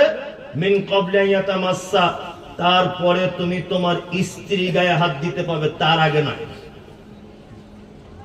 নিজের টাকা দিয়ে গরিব গোলাম, এখন তো গোলামের সিস্টেম নেই। একটা গরিব মানুষ ইসলামের জন্য কোনো কথা বলেছিল বলে তাকে জেলে বন্দি করা হয়েছে, নিজের টাকা দিয়ে তার জেলখানা থেকে বন্দি মুক্তি করতে হবে, তারপরে তুমি তোমার বইয়ের গায়ে হাত দিতে পারবে, তার আগে নয়। মুমতাজুল সাহেব তো কঠিন বড় জরিমানা। হ্যাঁ, এতটা টাকা কোথায় পাবো? হ্যাঁ শুনুন, দ্বিতীয় জরিমানা। মুমতাজুল সাহেব, আমি তো প্রথম জরিমানাটা কোনো মতেই পারবো না, গরিব মানুষ। আপনার জন্য অপশন আছে। আল্লাহ বলছেন কেউ যদি বলে তার স্ত্রী হাতটা তার মায়ের মতো, পেটটা তার মায়ের মতো, পিঠটা তার মায়ের মতো, এই কথাটা যদি কেউ বলে দেয়, দ্বিতীয় জরিমানা আল্লাহ বলছেন ফামাল্লাম ইয়াজিদ ফাসিয়ামু শাহরাইন মুতাতাবিআইন, পরপর 60টা রোজা রাখতে হবে জরিমানা। ওটা এখানে একটা গেঁড়া কল বলে দিই, জরিমানা রোজা করছে 58টার দিনে একটা রোজা ভেঙে গেছে, আবার প্রথম দিন থেকে শুরু। আরে বলা আছে, জিজ্ঞেস করুন শাহরাইন মুতাতাবিআইন মানে কি, জিজ্ঞেস করুন। আপনি তো হা করে ডাব্বার করে হেসে দিলেন। শাহরাইন মুতাতাবিআইন, পাইদার পাই, বিরতি ছাড়া 2 মাস রোজা। জরিমানা রোজা করছেন, 57টা রোজার দিন একটা রোজা ভেঙে গেল, আবার প্রথম থেকে শুরু। পর পর 60টা রোজা, মাঝখানে কোন রকমের নিঃশ্বাসের বা ছেড়ে দেওয়ার জায়গা নাই। মুমতাজুল সাহেব, আমি তো রমজান মাসে রোজা রাখি না, এ তো মহা গেড়াকল হয়ে গেল। 60টা রোজা তো আমার দ্বারা সম্ভব না, তাহলে আমি কি করবো? আল্লাহ তারপরে আবার জরিমানার অপশন দিচ্ছেন কি, ফাইলাম ইয়াস্তাতি ফাইতামু 60 মিসকিন। তুমি তৃতীয় অপশনটা গ্রহণ করতে পারো, আগের দুটো যদি না পারো তৃতীয়টা গ্রহণ করতে পারো। 60 জন মিসকিনকে খেতে দিতে হবে। কজন মিসকিন? 60 জন। তাহলে আপনার এই বইয়ের সঙ্গে এই কারবারটা করার কারণে আপনাকে আমি 3টে জরিমানা দেখালাম। বলুন তো, দুটো জরিমানা কি দিয়ে? 3টার মধ্যে একটা রোজা দিয়ে, রোজা একটা, আর দুটো সাদাকা দিয়ে। এই যে গরিব মানুষকে টাকা দিয়ে ছাড়াতে হবে, এটা সাদাকা। আর 60 জন মিসকিনকে খেতে দিতে হবে, এটা কি? সাদাকা। তার মানে আপনাকে বোঝাতে চাইছি যে পৃথিবীতে যত ভালো কাজ আছে, একমাত্র দানই ভালো কাজ। আল্লাহর কাছে কোন অপরাধীকে যদি আল্লাহ ক্ষমা করতে চান, একটা মাধ্যমে বেশি ক্ষমা করেন, তার নাম সাদাকা। তার নাম কি? সাদাকা। এই দেখুন, আল্লাহ নবী জরিমানা করেছেন সব কি দিয়ে? তার মানে পাপীর জরিমানা বেশিরভাগ কি দিয়ে? দান, তাই না? দান কত গুরুত্বপূর্ণ জিনিস এবার আপনাকে বলি। আল্লাহ নবী সাল্লাল্লাহু আলাইহি ওয়াসাল্লাম বলছেন ইত্তাকুন নার ওয়ালাউ বিশিক্কি তামারিন, জাহান্নাম থেকে বাঁচো। বাঁচার মতো কিছু নাই, কিচ্ছু নাই জাহান্নাম থেকে বাঁচা। আল্লাহ নবী সাল্লাল্লাহু আলাইহি ওয়াসাল্লাম বলছেন তুমি খাজুর খাচ্ছিলে, খাজুর খেতে খেতে খাজুরের একটা টুকরো যদি তোমার হাতে জমে যায়, তাহলে তুমি ওইটাও আল্লাহ রাস্তায় সাদাকা করো, তার বিনিময়ে তুমি জাহান্নাম থেকে বাঁচো। বাঁচাই লাগবে। দান কত গুরুত্ব। এবার আপনাকে আর একটা কথা শোনাই। আমাদের পাড়া গ্রামে তেঁতুলবেড়িয়াতে কোন মানুষ যখন মারা যাচ্ছে, এরকম একটা অবস্থায় মারা যাচ্ছে আর কি, এরকম একটা অবস্থায় আমরা কি করি বলুন তো? না, আমরা কি করি? তার পাশে বসে একটু ঠান্ডা পানি চামচে করে তার গালে দিয়ে দিই না? আরো বড় মেয়ে ছুটতে ছুটতে এসেছে, এসে বলছে মা আমি একটা বেদানা নিয়ে এসেছি, মা তাড়াতাড়ি করে তুই বেদানাটা ছাড়িয়ে একটু রসবার করে আব্বার মুখে দে। মানুষ জীবনে বেদানা খায় না, ওনা বেদানা খেতে চাইছে। ওই সময় বেদানা খেতে চাইছো। বড় ছেলে পানি দিচ্ছে, ছোট ছেলে পানি দিচ্ছে, বড় বৌমা পানি দিচ্ছে, স্ত্রী পানি দিচ্ছে, তার বেটিরা পানি দিচ্ছে গালে, দেয় না? দেয়। তো ওই লোক কি তখন পানি চায়? হে, এটা না জানার কারণে আপনি পানি দিচ্ছেন, না জানার কারণ। ওই লোকটা কি বলে জানেন তখন, আর কি চায় জানেন? কোনদিন আলে আমাদের কাছে জানতে চেয়েছেন যে আমার আব্বা মারা যাচ্ছে, আমি পানি দেবো না, কি করব? কোনদিন জানার চেষ্টা করেননি। পানি দেবেন, সাথে সাথে আর একটা কাজ করবেন। কি আল্লাহ নবী কি বললেন? বিশ্ব নবী বললেন একজন মানুষ যখন মারা যাবার টাইম হয়, মালাকুল মউত যখন তার কাছে আসে, দয়ার নবী বলছেন সে মালাকুল মউতকে নিজের চোখে দেখতে পায়। যে লোকটা মারা যাবে মালাকুল মউতকে নিজের চোখে দেখতে পায়। আর যার আত্মাকে বার করা হবে, লোকটা যদি ইমানদার হয়, লোকটা যদি ভালো হয়, লোকটা যদি আল্লাহওয়ালা হয়, বিশ্ব নবী তিনি বললেন মালাকুল মউত এত সহজ করে তার আত্মাটাকে বার করে নেয়। ঘুমন্ত বাচ্চা যেমন মায়ের কোলে ঘুমিয়ে যায়, একজন খেলতে খেলতে বাচ্চা যেমন মায়ের কোলে ঘুমিয়ে যায়, কেউ যখন জানতে পারে না। ওই জন্য দেখতে পাবেন দুই রকমের মরণ হয়। এক রকমের মরণ বাপ আমার কথা বলতে বলতে চলে গেল, স্ত্রী কথা বলতে বলতে চলে গেল, বড় ভাই কথা বলতে বলতে হাসতে হাসতে বিদায় নিয়ে নিল। আল্লাহর নবী বলছেন যারা অতি সহজে যাদের জানকে বার করে না হয়, মালাকুল মউত তার আত্মাটাকে আস্তে করে বার করে, তার কোনো কষ্ট হয় না। অপরদিকে লোকটার আমল যদি খারাপ হয়, আর লোকটা যদি বদকার হয়, লোকটা যদি বেঈমান হয়, লোকটার যদি ভালো কাজ না থাকে, বিশ্ব নবী বললেন মালাকুল মউত তাকে এত কঠিন করে ধরে, তার আত্মাটার সঙ্গে তার যেন শিরা উপশিরা সব যেন ছিঁড়ে মালাকুল মউতের হাতে চলে আসে।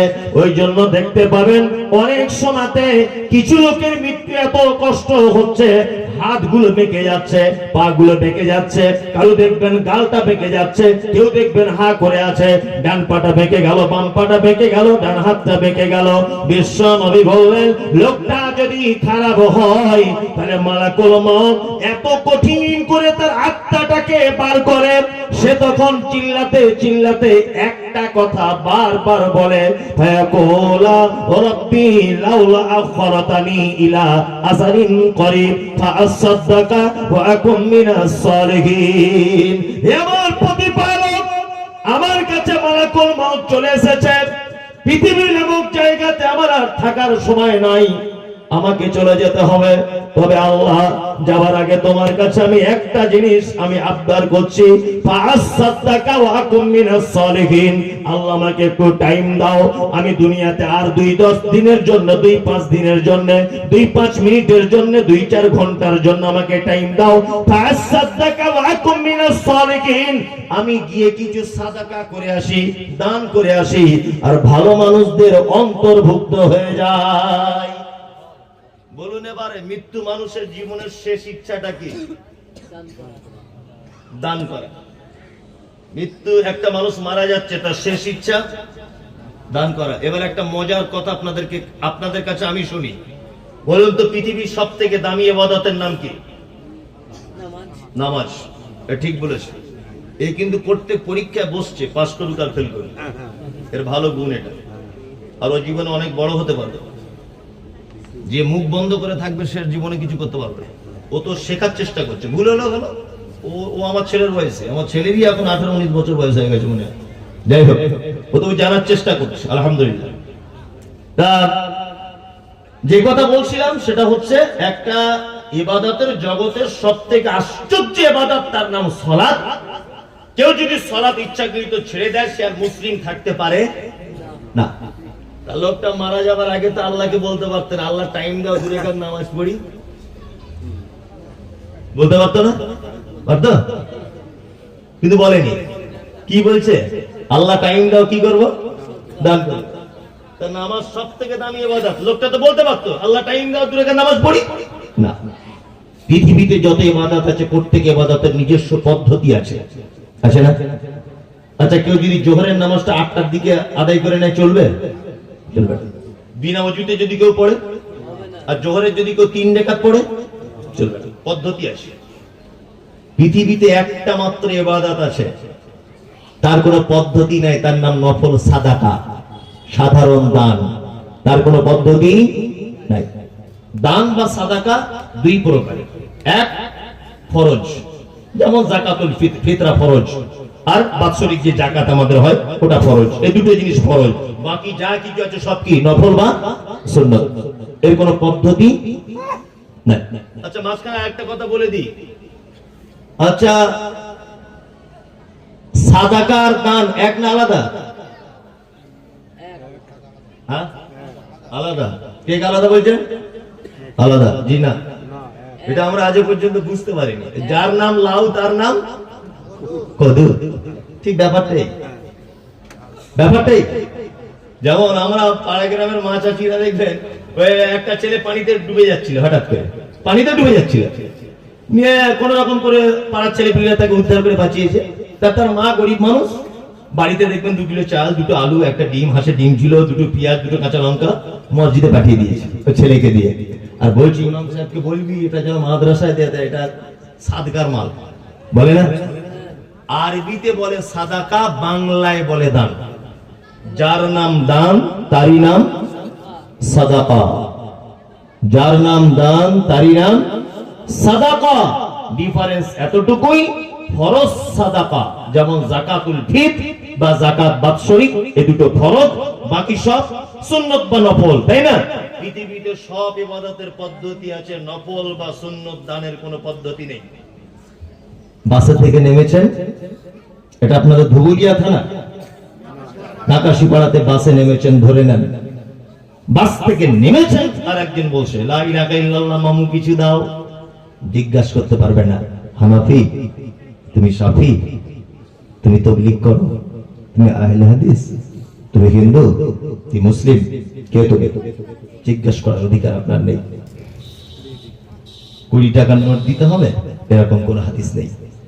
1 টাকার কয়েন দিলে চলবে না এরকম কোন হাদিস নেই। ভিক্ষুক হাত পেতেছে, 1 টাকা হোক, 2 টাকা হোক, একটা বিস্কুট, একটা চকলেট, যা ইচ্ছা আপনি দিয়ে দিতে পারেন। পৃথিবীতে একটা আমলের কোন পদ্ধতি নেই, তার নাম সাদাকা। নফল সাদাকার কোন পদ্ধতি নেই। ওই জন্য লোকটা মৃত্যুর আগে সহজ ইবাদতটা নিচ্ছেন আল্লাহর কাছ থেকে, কি ফাআসাদদাকা ওয়া আকুম মিনাস সালিহিন। আল্লাহ টাইম দাও, শুধু গিয়ে কিছু সাদাকা করি আবার চলে আসবো। কি বুঝতে পারছেন না? এটা কোরআনের আয়াত, এটা কোরআনের আয়াত, এটা আল্লাহ তোমাকে টাইম দাও, চলে আসবো আমি। দান কত গুরুত্বপূর্ণ, অনেক তো দানের বক্তব্য শুনেছেন। আমি আর একটা ইসলামিক সিরাত থেকে আপনাকে একটা ঘটনা আমি শোনাচ্ছি। এই ঘটনাটা যদি আপনি পেতে চান, তাহলে বাংলাদেশের প্রখ্যাত আলেম ডক্টর আসাদুল্লাহ গরিব হাফেজাহুল্লাহ সিরাতুর রাসূল নামক একটি বই লিখেছেন বাংলাতে। ওই বইয়ের ভিতরে আপনি এই ঘটনাটা পাবেন এবং এই শিক্ষাটা পাবেন। আল্লাহ নবী সাল্লাল্লাহু আলাইহি ওয়াসাল্লাম মারা গিয়েছিলেন কোন দিনে? কি বার ছিল? সোমবার। তার আগের বৃহস্পতিবার, দাম কত গুরুত্ব এটা বোঝাচ্ছি। তার আগের বৃহস্পতিবার এশার নামাজ আল্লাহ রাসূল জীবনের শেষ ইমামতি করেছেন। কোন নামাজ? এশার ইমামতি করেছেন। আর একেবারে 2 রাকাতে শেষ যে তেলাওয়াত করেছেন সূরা মুরসালাতের শেষ আয়াত, ফাবি আইয়ি হাদিসিন বাদাহু ইউমিনুন, এই আয়াত দিয়ে শেষ করেছেন। বৃহস্পতিবারে নামাজ পড়ে বাড়ি চলে গেলেন। বাড়ি বলতে একদম নববীর সঙ্গে আয়েশার হুজরাতে চলে গেলেন। ফজর আজান দিচ্ছে হযরতে বেলাল, আসসালাতু খায়রুম মিনান নাওম। আল্লাহ রাসূলের ঘুম ভেঙেছে। আল্লাহ রাসূল আয়েশাকে বলছেন, আয়েশা আমাকে একটু ওযুর পানি দাও না, ওযুর পানি। আম্মা জান আয়েশা ওযুর পানি দিলেন। আল্লাহ রাসূল সাল্লাল্লাহু আলাইহি ওয়াসাল্লাম ওযু করলেন। ওযু করার পরে তিনি জ্ঞান হারিয়ে ফেললেন। জ্ঞান এসেছে আবার পুনরায়, আবার আয়েশাকে ইশারা করছেন, আয়েশা আবার একটু পানি দাও। আবার পানি দিলেন, ওযু করলেন, আবার জ্ঞান হারিয়ে ফেললেন। আবার একটু পরে জ্ঞান এসেছে। দ্বিতীয়বারে যখন জ্ঞান এসেছে তখন আল্লাহ রাসূল আর স্পষ্ট করে কথা বলতে পারছেন না। আয়েশাকে একটু ইশারা করে বলতে চাইছে, আয়েশা আমি আর মসজিদে নববীতে যেতে পারলাম না, তোমার আব্বা আবু বকরকে বলো ইমামতি করতে যেতে, আমি মনে হয় আর ঢুকতে পারবো না, তোমার আব্বা আবু বকরকে বলো। এই কথা শুনে আম্মা জান আয়েশা বলছেন, আল্লাহ রাসূল আপনি আমার আব্বাকে কেন বলছেন? আপনার থাকার পালি আছে আমার কাছে, আপনার অন্যান্য স্ত্রীরা ভাববে আয়েশার কাছে আছে বলে মনে হয় আয়েশার আব্বার নামটা করেছে, বরং আপনি অন্য সাহাবীদের নাম বলুন। তখন আল্লাহ রাসূল নিজের আওয়াজটাকে একটু উঁচু করে দিয়ে বলছেন, আয়েশা তুমি কি বানি ইসরাঈলদের মতো ফিতনা সৃষ্টি করতে চাইছো? আরে আমি যাকে পছন্দ করি আবু বকর, তুমি তোমার আব্বাকে বলো ইমামতি করতে যেতে, যাও তোমার আব্বাকে বলো। আম্মা জান আয়েশা তখন নববিয়ারা নিজের হুজরার পর্দাটা সরিয়ে দিয়ে নিজের আব্বাকে ডেকে বলছেন, আব্বা, আল্লাহ রাসূল আর নববীতে ঢুকতে পারবেন না, আপনাকে ইমামতি করার অনুমতি দিয়েছেন। এই কথা শুনে হযরত আবু বকর নরম হৃদয়ের মানুষ, বাচ্চা ছেলের মতো হাও হাও হাও করে তিনি কাঁদছেন। ইমামতি করছেন, কোরআন তেলাওয়াত করছেন আর বাচ্চা ছেলের মতো কাঁদছেন। তিনি বুঝতে পেরেছিলেন আল্লাহ রাসূলের টাইম শেষ, তিনি চলে যাবেন পৃথিবী ছেড়ে, তিনি চলে যাবেন। নামাজ চলছে, বৃহস্পতিবার চলে গেল, শুক্রবার চলে গেল, ঠিক শনিবারের দিন আল্লাহ রাসূল সাল্লাল্লাহু আলাইহি ওয়াসাল্লাম একটু সুস্থ বোধ করলেন। আয়েশাকে বললেন, আয়েশা, তুমি আমার মাথাটা তুলে একবার নববীর দিকে করো তো, দেখি দৃশ্যটা। আমাদের আয়েশা মাথাটা তুলে নববীর দিকে করলেন। আল্লাহ রাসূল সাল্লাল্লাহু আলাইহি ওয়াসাল্লাম এত কাঁদছেন। আমাদের আয়েশা বলছে, আল্লাহ রাসূল, আপনার কোন কথা বেশি মনে হচ্ছে বলুন, কোন কথা আপনার বেশি মনে হচ্ছে আপনি বলুন, আপনি কাঁদছেন। আল্লাহ রাসূল তখন বলছেন, আয়েশা, আমার জীবনের সবথেকে কঠিন দুটো দিন, এক আমার প্রাণ প্রিয় স্ত্রী খাদিজা যেদিন মারা যায়, আমার চাচা যখন মারা যায়, আমি তখন গিয়েছিলাম তায়েফে ইসলাম প্রচার করতে। তায়েফের লিডারদের বাড়িতে প্রথমে গিয়েছিলাম ইসলামের দাওয়াত দিতে। তায়েফের লিডাররা তো দাওয়াত কবুল করেনি, বরং তারা তাদের বাচ্চাদেরকে লেলিয়ে দিয়ে আমাকে রক্তাক্ত অবস্থায় সেখান থেকে আমাকে তারা তাড়িয়ে দিয়েছিল। সেই দিনটা আমার কাছে খুব কষ্টের দিন। আয়েশা, আজকে আনন্দে চোখে পানি চলে আসছে যে সেই রক্তের বিনিময়ে তোমার আপনার ইমামতিতে জামাত চলছে। এক কাজ করো না, দুইজন সাহাবীকে কি তুমি ডাকতে পারবে? আমি একটু নববীর ভিতরে যেতাম। আল্লাহ রাসূল গেলেন নববীর ভিতরে।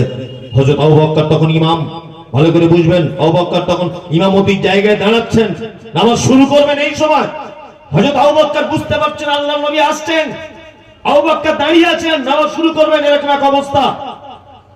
হযরত আবু বকর ব্যাপার বুঝতে পেরে পিছনে চলে আসতে চাইলেন। আল্লাহ নবী সাল্লাল্লাহু আলাইহি ওয়াসাল্লাম আবু বকরকে বললেন, আবু বকর ওইখানেই দাঁড়াও। আল্লাহ নবী সাল্লাল্লাহু আলাইহি ওয়াসাল্লামকে কি হযরত আবু বকরের বাম দিকে বসিয়ে দেওয়া হলো, দাঁড়াতে পারলেন না। তাহলে আবু বকরের বাম দিকে আল্লাহর নবী কোন দিকে? আবু বকর ডান দিকে। সঙ্গে সঙ্গে ইমাম পরিবর্তন, আল্লাহর নবী বসে বসে ইমামতি করলেন আর মুকাব্বির হলেন হযরত আবু বকর সিদ্দিক রাদিয়াল্লাহু তাআলা আনহু। সারা পৃথিবীর ইতিহাসের প্রথম মুকাব্বির হচ্ছেন হযরত আবু বকর। এখান থেকে একটা জিনিস এটাও নিতে পারেন, ইমাম অসুস্থ হলে বসে ইমামতি করতে পারেন। ইমামের গলা খারাপ হয়ে গেলে অন্য কোন মুসাল্লি মুকাব্বির হতে পারেন, কোনো সমস্যা নেই। নামাজ শেষ, আল্লাহ নবী সাল্লাল্লাহু আলাইহি ওয়াসাল্লাম চলে আয়েশার হুজরাতে। দানের গুরুত্ব বলছে আপনাকে। আয়েশার হুজরাতে এলেন। আয়েশার হুজরাতে এসে আল্লাহ নবী আয়েশাকে সর্বপ্রথম দরজা খুলে দিয়ে বলছে, আয়েশা, আয়েশা, আরে আমাদের বাড়িতে কি কোনো সম্পদ আছে? আমাদের আয়েশা বলছেন, আল্লাহ রাসূল, ডক্টর আসাদুল্লাহ গালিব স্যার যেভাবে লিখেছেন আমি ওইভাবে বলছি, তারপরেও মানুষ আমার মিস হতে পারে। আমাদের আয়েশা বলছেন, আমাদের বাড়িতে 6টা না হলে 9টা স্বর্ণের দিনার আছে। দিনার মানে স্বর্ণের কয়েন, আর চাঁদির কয়েনকে দিরহাম বলে। স্বর্ণের কয়েনকে দিনার বলে, চাঁদির কয়েনকে দিরহাম বলে। আমাদের আয়েশা বলছেন 6টা থেকে 9টা দিনার আছে। আল্লাহর নবী তখন কণ্ঠস্বর উঁচু করে দিয়ে বলছেন, আয়েশা, কোন নবীর জন্য এটা উচিত নয়, কোন নবীর জন্য এটা শোভনীয় নয় যে এত নিকৃষ্ট সম্পদ রেখে দিয়ে তার রবের সাথে সাক্ষাৎ করবে। আয়েশা, তুমি যদি এগুলো সাদাকা করে দিতে কত যে ভালো হতো আয়েশা, আমি আমার রবের কাছে এর থেকে কত যে বেশি প্রতিদান পেতাম আল্লাহ ভালো জানে। আমাদের আয়েশা বলছেন, আল্লাহ রাসূল, আমারও ইচ্ছা হয়েছিল সাদাকা করার, কিন্তু আপনি অসুস্থ, মন খুব খারাপ, ব্যস্ততার কারণে আমি সাদাকা করার সুযোগ পাইনি। আল্লাহ রাসূল আয়েশাকে যেন একটু চড়া মেজাজ দিয়ে বললেন, আয়েশা, তাড়াতাড়ি করে যাও, সাদাকা করো, সাদাকা করো, তাড়াতাড়ি গিয়ে সাদাকা করো। আম্মা জান আয়েশা সিদ্দিকা রাদিয়াল্লাহু আনহা তিনি সাদাকা করলেন। তারপর আল্লাহ রাসূল সাল্লাল্লাহু আলাইহি ওয়াসাল্লাম পৃথিবী থেকে চিরতরে বিদায় হয়ে চলে গেলেন। তার মানে আমাদের নবী মুহাম্মদ সাল্লাল্লাহু আলাইহি ওয়াসাল্লাম পৃথিবীর শ্রেষ্ঠ মহামানব, যে মহামানবের জন্য জান্নাতের স্পেশাল ঘর তৈরি করা হয়েছে, যে মহামানব দীর্ঘ 63 বছর বয়সে এমন একটা অন্যায় কাজ তিনি করে যাননি, এমন কোন ভুল কাজ তিনি করে যাননি, এমন একটা পাপ তিনি করে যাননি, নিষ্পাপ মানুষ তিনি, জান্নাতে একেবারে উচ্চ মাকাম আল্লাহ যাকে দান করেছেন, এই রকম মানুষটাও স্ত্রীকে উপদেশ দিচ্ছেন যে শেষ ইচ্ছা তুমি আমাদের বাড়িতে থাকা সম্পদটা একবার সাদাকা করে দাও, ও রবের কাছে থেকে বেশি পাবো। কি বুঝলেন? কি বুঝলেন? দান কত গুরুত্ব। আর একটা কথা আপনাদেরকে আমি বলে দিয়ে যাব আজকে, ভালো কাজ বলছি, 3টে কাজ যারা করে তারা সব থেকে ভালো লোক। 12টা বেজে গেছে, ছেড়ে দেবো না? এটা একটু বলে দেবো, এটা একটু বলি, এটা একটু বলি, হ্যাঁ এটা একটু বলে দিই। আচ্ছা, পৃথিবীতে যত জায়গা আমরা দান ধন করি, সাদাকা করি, হ্যাঁ আমি তো জানি সাদাকা হলো অসুবিধা নেই, হ্যাঁ আমরা যত জায়গায় দান সাদাকা ইত্যাদি করি, আচ্ছা বলুন তো পৃথিবীতে সব থেকে বেশি খরচা বা দান করার জায়গা কোনটা? বলুন। মাদ্রাসা। কারা কারা মাদ্রাসার পক্ষে? ঘুমাচ্ছেন কি থেকে আতুরুন সবাই, তাই না?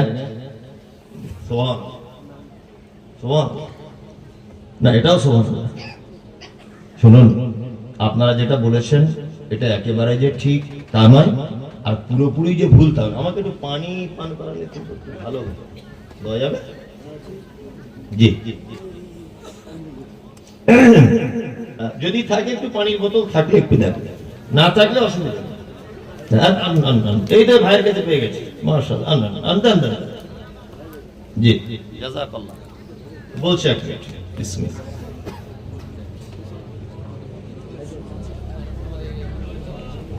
জি, প্রশ্নের উত্তর দেওয়ার ক্ষমতা আমার আছে। আচ্ছা, ওগুলো পরে বলছি। দান আপনারা বলেছেন মাদ্রাসায়, তাই না? আর আমি কোরআন দিয়ে প্রমাণ করব, তার অসুবিধা নেই, ওসব প্রশ্ন অসুবিধা নেই। আমি কোরআন দিয়ে প্রমাণ করব কাকে কোন জায়গায় খরচা করা সব থেকে উত্তম, এটা কোরআন দিয়ে প্রমাণ করি। বক্তব্যের এতক্ষণ যা কিছু শুনেছেন আপনি যদি সব ভুলেও যান আমার কোনো আপত্তি নেই। এই জায়গাটা যদি আপনি ভুলেন তাহলে কিন্তু আপনার প্রতি আমার খুব আফসোস থেকে যাবে, জিস আপনি এই জায়গাটায় মিস করলেন। আচ্ছা, আপনাদের এলাকায় আব্বা মা যাদের বেঁচে আছে কি সিস্টেমে 4-5টা ছেলে পিলে হলে তাদের কাছে ভাত খায়? পালি। এমন যুগ এসেছে মনে হচ্ছে ওর বাপ মসজিদের ইমাম আর ওর মা মুয়াজ্জিন,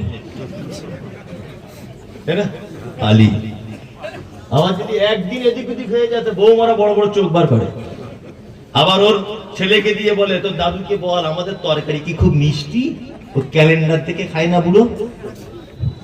কি বিকা বৌমারা তো যা বলে বলে, ছেলেরাও বলে, তাই না? বলে কি বলে না? বলে। আমি একটা জিনিস অবাক হই, কি অবাক হই জানেন? মানে আমাদেরকে তো মানুষ অনেক কিছু মনে করে, বড় আলেম, বিশাল পরেশগার হাফিজ, অথচ আমরা কিছুই নয়। এই কথা বলায় আল্লাহ, এই জন্য মানুষ সোশ্যাল মিডিয়াতে চেনে এতটুকু। তবে প্রচুর মানুষ ভালোবাসে, আর বক্তাদের জগতে ভালোবাসাও যত আমি পাই তার 4 গুণ গালও খাই। আর আমার গাল খেতে এত ভালো লাগে কি বলবো। আমাকে অনেকজন বলে হুজুর আপনাকে কেউ গাল দিলে আমার খুব রাগ হয়। আমি কেন রাগ হবে? আমার তো খুব আনন্দ হয়। আমি যদি রাতে ঘুমিয়ে থাকি তবুও ভাবি যে 4 কোটি নেকি হয়ে গেছে আমার। কোন ইবাদত করতে হলো না, এমনি নেকি। কেন? এই যে আপনি আমায় গাল দিয়েছেন, আপনার নেকি কেটে সঙ্গে সঙ্গে আমার আমল নামায় চলে এলো। লাভ না? প্রচুর লাভ। আপনি যত আমায় গাল দিবেন আপনার নেকি কাটবেন, আমার আমল নামায় জমা হবে। তার মানে গাল দেওয়া আমার, তাদেরকে আমি দোয়া করি যে আল্লাহ তাদেরকে তুমি ক্ষমা করো, তাদেরকে তুমি ক্ষমা করো। একটা কথা এবার বলি,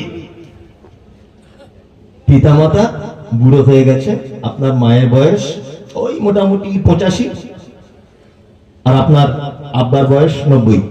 মরা মানুষের মতো শুধু নিঃশ্বাসটা নেবেন এই কথাটা শোনার জন্য। আপনারা 4 ভাই দিল্লিতে থাকেন, দিল্লিতে কাজ করেন।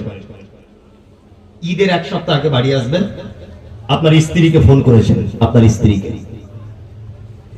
হ্যালো কারিমা, হ্যাঁ হ্যাঁ গত মঙ্গলবারে তো ট্রেনে উঠবো, তা তোমার জন্য কিছু নিয়ে যাবো, ঈদের দিনে কি পড়বে?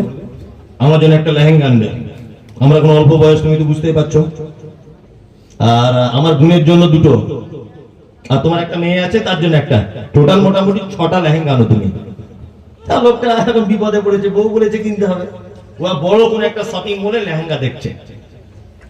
আধ ঘন্টা পরে স্ত্রী আবার ফোন করে বলছে, হ্যালো শোনো, ওর সঙ্গে ম্যাচিং করে জুতো আনবে কিন্তু। ঠিক আছে, তোর স্ত্রী তখন তেঁতুলবেড়িয়া থেকে বলছে, তোমার এতক্ষণ লাগে লেহেঙ্গা কিনতে? তাড়াতাড়ি করো, ট্রেন পাবে না। তখন ওই লোকটা বলছে শপিং মল থেকে, তোমাদের জন্য সব কেনাকাটা রেডি, তোমার আমার আব্বার জন্য ঈদের দিনে পড়বে বলে একটা পাঞ্জাবি আর লুঙ্গি, আর মায়ের জন্য শাড়ি আর ব্লাউজ কিনছে আর সায়া। তখন ওর স্ত্রী তেঁতুলবেড়িয়া থেকে বলছে, কেন প্রত্যেক বছর তুমি কেন আব্বা মায়ের জামা কাপড় দিতে যাবে? তোমার আর 3টে ভাই চোখে দেখতে পায় না? এ তখন দেখছে সত্যি তো তাই, আমি কেন প্রতি বছর দেবো? তা কিনবই না, যা। 3 ভাইয়ের বউ 4 ভাইয়ের বউ এরকম বলেছে, 4 ভাই বাড়ি চলে এসছে। আর 4 ভাই যুক্তি করে বুড়ো মানুষ আব্বা মা উপরে উঠতে পারে না বলে সিঁড়ির তলাতে রেখে দিয়েছে মশারি টাঙিয়ে বুড়ো বুড়িকে। উপরে জায়গা হয় না ওদের, মার্বেল লাগানো বাড়ি তো, সিঁড়ির তলায় থাকে বুড়ো বুড়ি দুজন। ঈদের দিন সকালে আপনাদের গ্রামে মসজিদে তাকবীর হয় ঈদের দিনে, আল্লাহু আকবার আল্লাহু আকবার লা ইলাহা ইল্লাল্লাহ আল্লাহু আকবার ওয়ালিল্লাহিল হামদ। তাকবীর হয় না? হয়। সবাই নতুন জামা পরে ঈদগাহে চলে গেল, বড় ছেলে, মেজো ছেলে, সেজো ছেলে, ছোট ছেলে, নাতি পুতি, বউ মারা সবাই চলে গেল। তোমার বুড়ো বয়সে আব্বা 90-95 বছর, আর তোমার মা সিঁড়ির তলাতে দুজন ছটফট ছটফট করছে। তোমার মা পায়ে প্যারালাইসিসের রোগী, উঠতে পারে না। তোমার আব্বাকে ডেকে বলছে, আলমগীরের আব্বা তুমি ঈদগাহে যাবে না? বলছে যেতে তো ইচ্ছা করে, কিন্তু কি করে যাই বল না, ভালো জামাও নেই, গোসলও করা হয়নি। তোমার মা পেচ্ছাপ পায়খানা করা কাপড় গুটিয়ে নিয়ে কোন রকম মানে পিছন দিক দিয়ে হিচড়ে হিচড়ে বাক্সের ভিতরে তোমার বোনেদের দেওয়া একটা পাঞ্জাবি ছিল, ওটা বার করে তোমার আব্বার হাতে তুলে দিয়ে বলছে, তুমি এটা পড়ে জীবনের শেষ ঈদের নামাজটা একবার পড়ে এসো। তোমার আব্বা পড়ে লাঠি নিয়ে আস্তে আস্তে আস্তে আস্তে আস্তে আস্তে করে ঈদগাহ পর্যন্ত গেল। তোমার আব্বা ঈদগাহ নামাজ পড়ে এলো, বাড়ি চলে এলো। আবার নামাজ শেষ করে তোমাদের বাড়ির মেন গেটের সামনে তোমার আব্বা বসে আছে দুপুর 2টো পর্যন্ত। তোমার মা বারবার মশারিটা তুলছে আর দেখছে বৌমারা কেউ আসছে, একটু সীমায় নিয়ে কেউ আসছে। বড় ছেলেটা দিল্লি ছিল, কোনোদিন দেখিনি, কেউ আজকে একবারও ছেলেটা দেখা করতে এলো না। বুড়ো বুড়ি দুজনা মশারির তলাতে কাঁদছে, আর এই সমস্ত কথা, নাতি পুতি কেউ আসছে না। কেন এই অবস্থা? কেন এই সমাজ? কিসের ব্যবস্থা?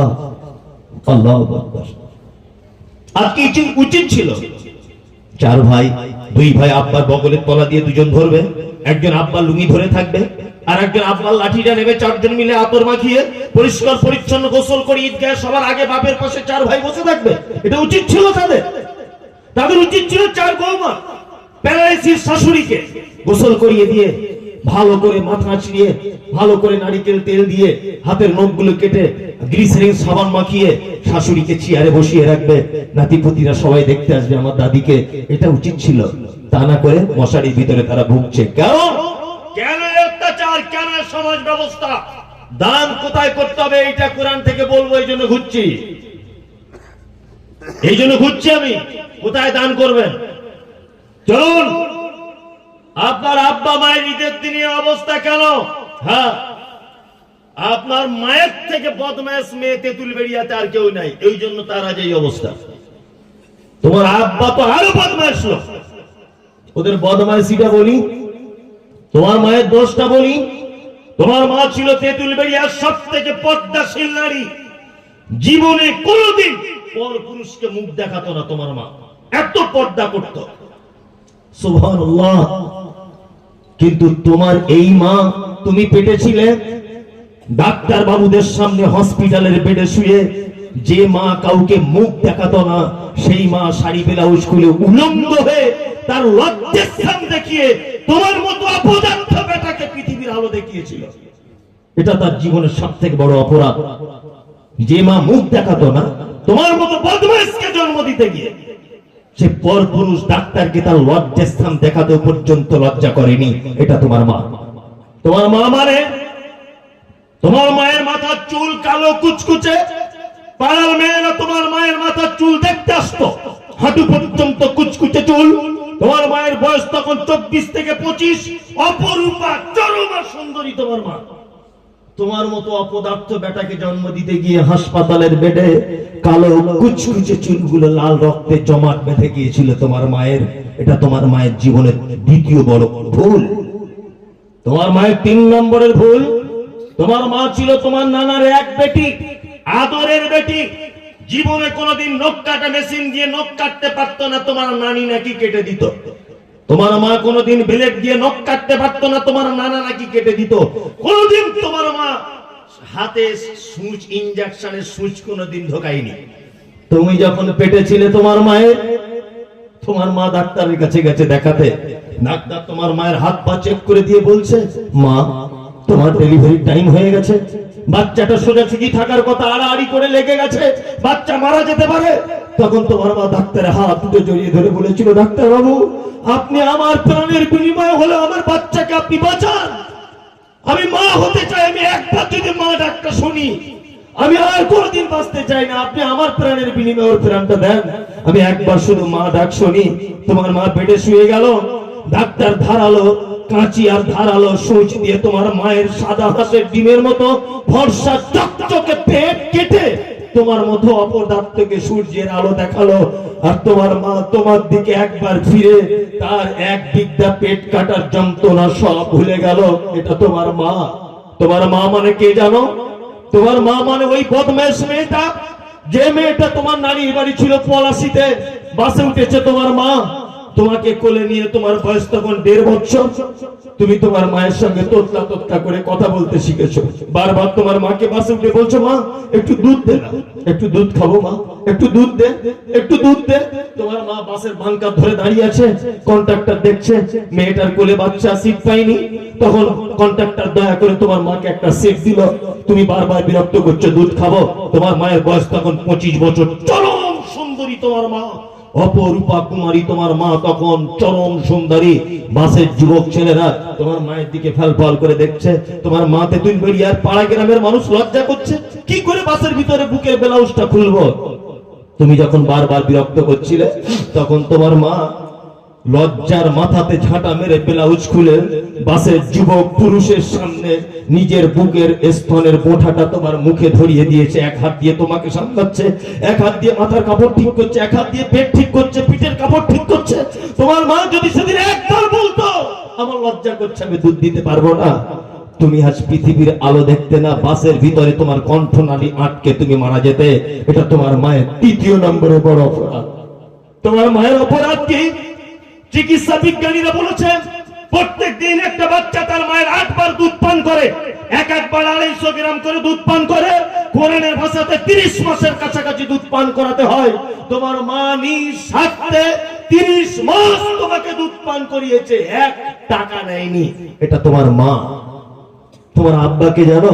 তোমার আব্বা তো আরো বদমাইশ লোক। তোমার আব্বা বহরমপুরে রাজমিস্ত্রির লেবারের কাজ করতো। সবাই স্কুলে সাইকেল চেপে যাচ্ছে, তুমিও বায়না করেছো তোমার মায়ের কাছে সাইকেল কিনে না দিলে স্কুলে যাব না। তোমার আব্বার 60 বছর বয়স। তোমার মা ফোন করে বলছে, কি গো শরীফুল সাইকেল ছাড়া স্কুলে যাবে না, কি করবে? তোমার আব্বা 9টার সময় 30 টাকা করে টিফিন খরচা পেত ঠিকাদারের কাছ থেকে। 2 মাস টিফিন খাওয়া বাদ দিয়ে 1800 টাকা জমিয়ে তোমার মায়ের অ্যাকাউন্টে পাঠিয়ে দিয়ে বলেছিল, এটা শরীফুলকে সাইকেল কিনে দিও। এই লোকটা তোমার আব্বা। আল্লাহর কসম করে বলছি, আমি আল্লাহর কসম, আমি প্রতিদিন অক্টোবর মাস থেকে এই রাস্তা দিয়ে প্রতিদিন যাই, NH 34 দিয়ে, ব্যতিক্রম 1-2 দিন হয়তো যাই না। 60 বছর 70 বছরের বুড়ো মানুষকে দেখি টোটো গাড়ি নিয়ে ওই পলাশির বাস স্ট্যান্ডে দাঁড়িয়ে আছে, ঠক ঠক ঠক ঠক করে কাঁপছে চাদর গায়ে দিয়ে। চাচা কি ব্যাপার? না, নাইট কোচ বাস থেকে একটা বস্তা আসে, নামবে, তার বাড়িতে পৌঁছে দিলে 200 টাকা পাবো। আমার ছেলের স্কুলের বেতন দিতে হবে, এটা তোমার আব্বা। আপনারা বলেছেন মাদ্রাসায় দান করলে নাকি নেকি বেশি, কেউ বলেছেন মসজিদে। কোরআন কি বলছে? কোরআন বলছে ইয়াসালুনাকা মাযা ইউনফিকুন কুল মা আনফাকতুম মিন খাইরিন ফালিল ওয়ালিদাইন ওয়াল আকরাবিন ওয়াল ইয়াতামা ওয়াল মাসাকিন ওয়া বুনিস সাবিল ওয়া মা তাফআলু মিন খাইরিন ফাইন্নাল্লাহা বিহি আলিম। মুহাম্মদ সাল্লাল্লাহু আলাইহি ওয়াসাল্লামকে জিজ্ঞাসা করছে, নবী আপনি বলুন পৃথিবীতে যত জায়গায় খরচা করে মানুষ, উত্তম খরচা করার জায়গা কোনটা? আল্লাহর নবীকে প্রশ্ন করেছেন, আল্লাহর নবী উত্তর দিচ্ছেন কুল। আল্লাহ বলে দিচ্ছেন নবীকে, নবী আপনি বলুন কুল, আপনি বলুন, প্রশ্নকারীদেরকে বলুন, মা আনফাকতুম মিন খাইরিন ফালিল ওয়ালিদাইন, পৃথিবীতে শ্রেষ্ঠ খরচা করার জায়গা সন্তান তার আব্বা মায়ের জন্য যে টাকাটা খরচা করে। একবার সুবহানাল্লাহ বলেন না। তেঁতুলবেড়িয়া মাদ্রাসা রহমানিয়াতে দান করলেন 1000, নেকি 1000 হতে পারে। জলসাতে দোকান বসানি মনে হয় আজকে। কাল সকালবেলাতে 10 টাকা দিয়ে একটা মোজা কিনে দিবেন আপনার মাকে ফুটপাত থেকে। মা তুমি ফজরের সময় ওঠো, অজু করো তো, তোমার ঠান্ডা লাগে, তা আমি তো ইনকাম বেশি করি না মা, 30 টাকা তোমার জন্য একটা মোজা কিনে এনে দিয়েছি। 30 লাখ টাকা দান করে যে নেকি আপনার মাকে 30 টাকার মোজা কিনে দিলে তার থেকে লক্ষ কোটি গুণ নেকি বেশি। কোথায় জান্নাত খুঁজছেন? বলছে হুজুর দোয়া করবেন একটু, এবার আবার পশ্চিম দিকে যাওয়ার নিয়ত করেছি। তা ভাই আপনার মায়ের কি খবর? বলছে আমি তো জানি না, আমার বড় ভাই জানে। তোমার চামড়া তুলে দিতে হবে। 6 মাস ধরে তোমার মাকে তুমি খেতে দাও না, তোমার বড় ভাই দেখে আর তুমি দেখো না। তুমি নিয়ত করেছো হজে যাবা, তুমি যে প্লেনে যাবে প্লেন ভেঙে যাবে। আর কে তোমাকে 6 লাখ টাকা খরচা করতে বললো? কে বললো? মুহাম্মদ সাল্লাল্লাহু আলাইহি ওয়াসাল্লাম বলেছেন হুমা জান্নাতুকা ওয়া নারুকা, তোমার মায়ের কাছে তোমার জান্নাত, ওর কাছেই তোমার জাহান্নাম। ও সেবার মাধ্যমেই জান্নাত পাওয়া সহজ। কে তোমাকে বুদ্ধি দিল যে মক্কাতে জান্নাত পড়ে আছে? কে তোমাকে কথা বললো যে মক্কা মদিনাতে জান্নাত পড়ে আছে? শুনুন শুনুন, কে কে বলল আপনাকে? এইখানে আপনার আব্বা মায়ের সেবা করুন, তারপরে সেবা যত্ন করুন। তার মাঝখান থেকে হজ ফরজ হলে অবশ্যই আপনি হজে যান, আমাদের কোনো আপত্তি নেই। মাকে খেতে দাও না, তোমার বড় ভাই 6 মাস দেখে আর তুমি যাচ্ছ হজে। বড় টাইটেল নিয়ে ফিরবে হাজি, তোমার কি যে করবে ফেরেশতারা চামড়া তুলে দিবে। এই হাজি সাহেব এদিকে এসো, এদিকে এসো। 6 মাস মা কোথায় ছিল? আল্লাহ আমার কাছে ছিল না, আমি দেখতাম না, আমি হজে গিয়েছিলাম, ব্যস্ত ছিলাম খুব। আচ্ছা আচ্ছা আচ্ছা, হিসাব বার কর। কোরআন পিতামাতার ব্যাপারে যে শব্দ ব্যবহার করেছে, আল্লাহ বলছে এমন কথা বলে দিও না তোমার মাকে, শব্দটুকু যদি বলে তাহলে তোমার জীবন বরবাদ হয়ে যাবে। আপনার মা পালি সিস্টেমে ভাত খায় কেন? আপনার মা পালি সিস্টেমে ভাত খায় কেন? কোনো পালি চলবে না। 4টে বৌমা 4 দিক দিয়ে ভাত দিয়ে যাবে আপনার আব্বাকে। যেটা ভালো মনে হবে আপনার আব্বা খাবে, ভালো মনে হবে না বৌমারা ফেরত নিয়ে চলে যাবে। 4টে বৌমা 4 দিক দিয়ে তরকারি দিয়ে যাবে শ্বশুরকে। যেটা বয়স্ক মানুষ ভালো মনে হবে খাবে, যেটা পারবে না, খেতে পারবে না, নষ্ট করবে, বৌমারা নিয়ে চলে যাবে। এটা ইসলাম। পালি সিস্টেম কেন? এই কোন মেয়েদের জমক বাচ্চা হয় না, 2টো করে বাচ্চা। তা কোন মা এরকম করে যে 1 সপ্তাহ তোকে দুধ দেবো আর 1 সপ্তাহ একে দেবো? তাহলে আপনি এই কাজ করেন কেন? আপনি এই কাজ করেন কেন? খুব সাবধান, খুব সাবধান, খুব সাবধান। আপনার বাড়িতে যাদের জান্নাত আছে এখনো পর্যন্ত, বাড়িতে আব্বা মা যাদের বেঁচে আছে, যা ভুল করেছেন করেছেন, আজকে রাতেই গিয়ে আপনার মাকে বলুন, মা আমার ভুল হয়ে গেছে, আমাকে ক্ষমা করে দাও। আপনি জেদ ধরে আছেন কেন? ভুল আপনার, তবু আপনাকে ক্ষমা চাইতে হবে। ও তো মা, ও তো পেটে ধরেছে। কি বললাম বুঝলেন? ও তো পেটে ধরেছে আপনাকে। আর একটা কথা,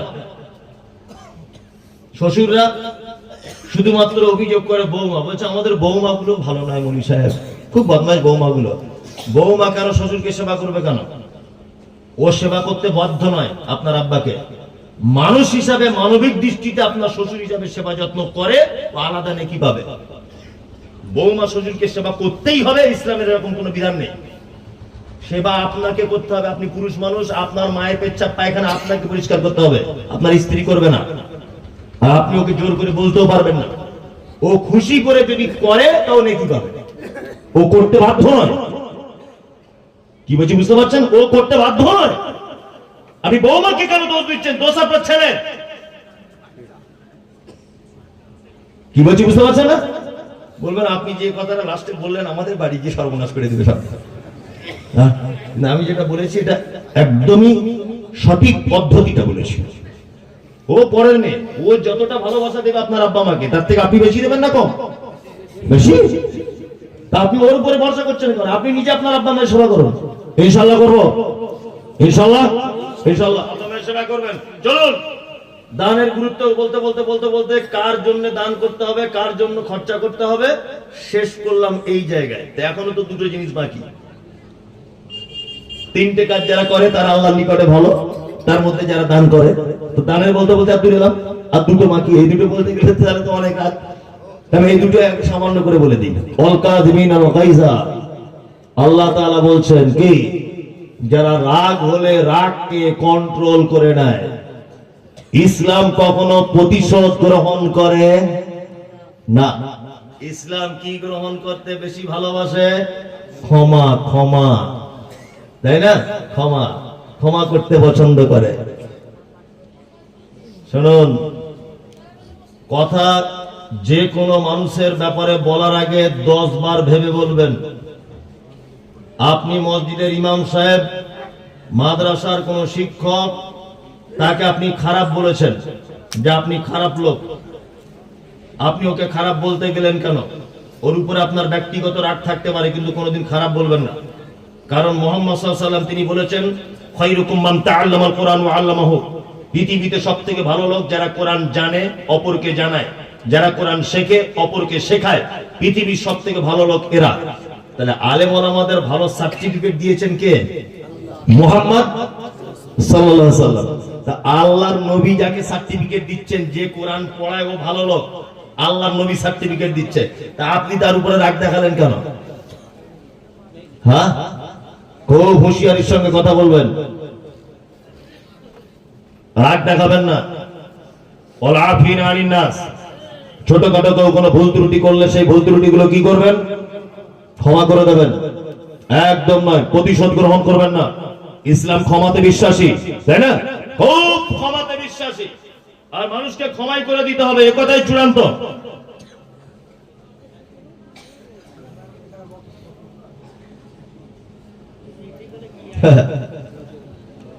প্রশ্ন করে দিয়েছে।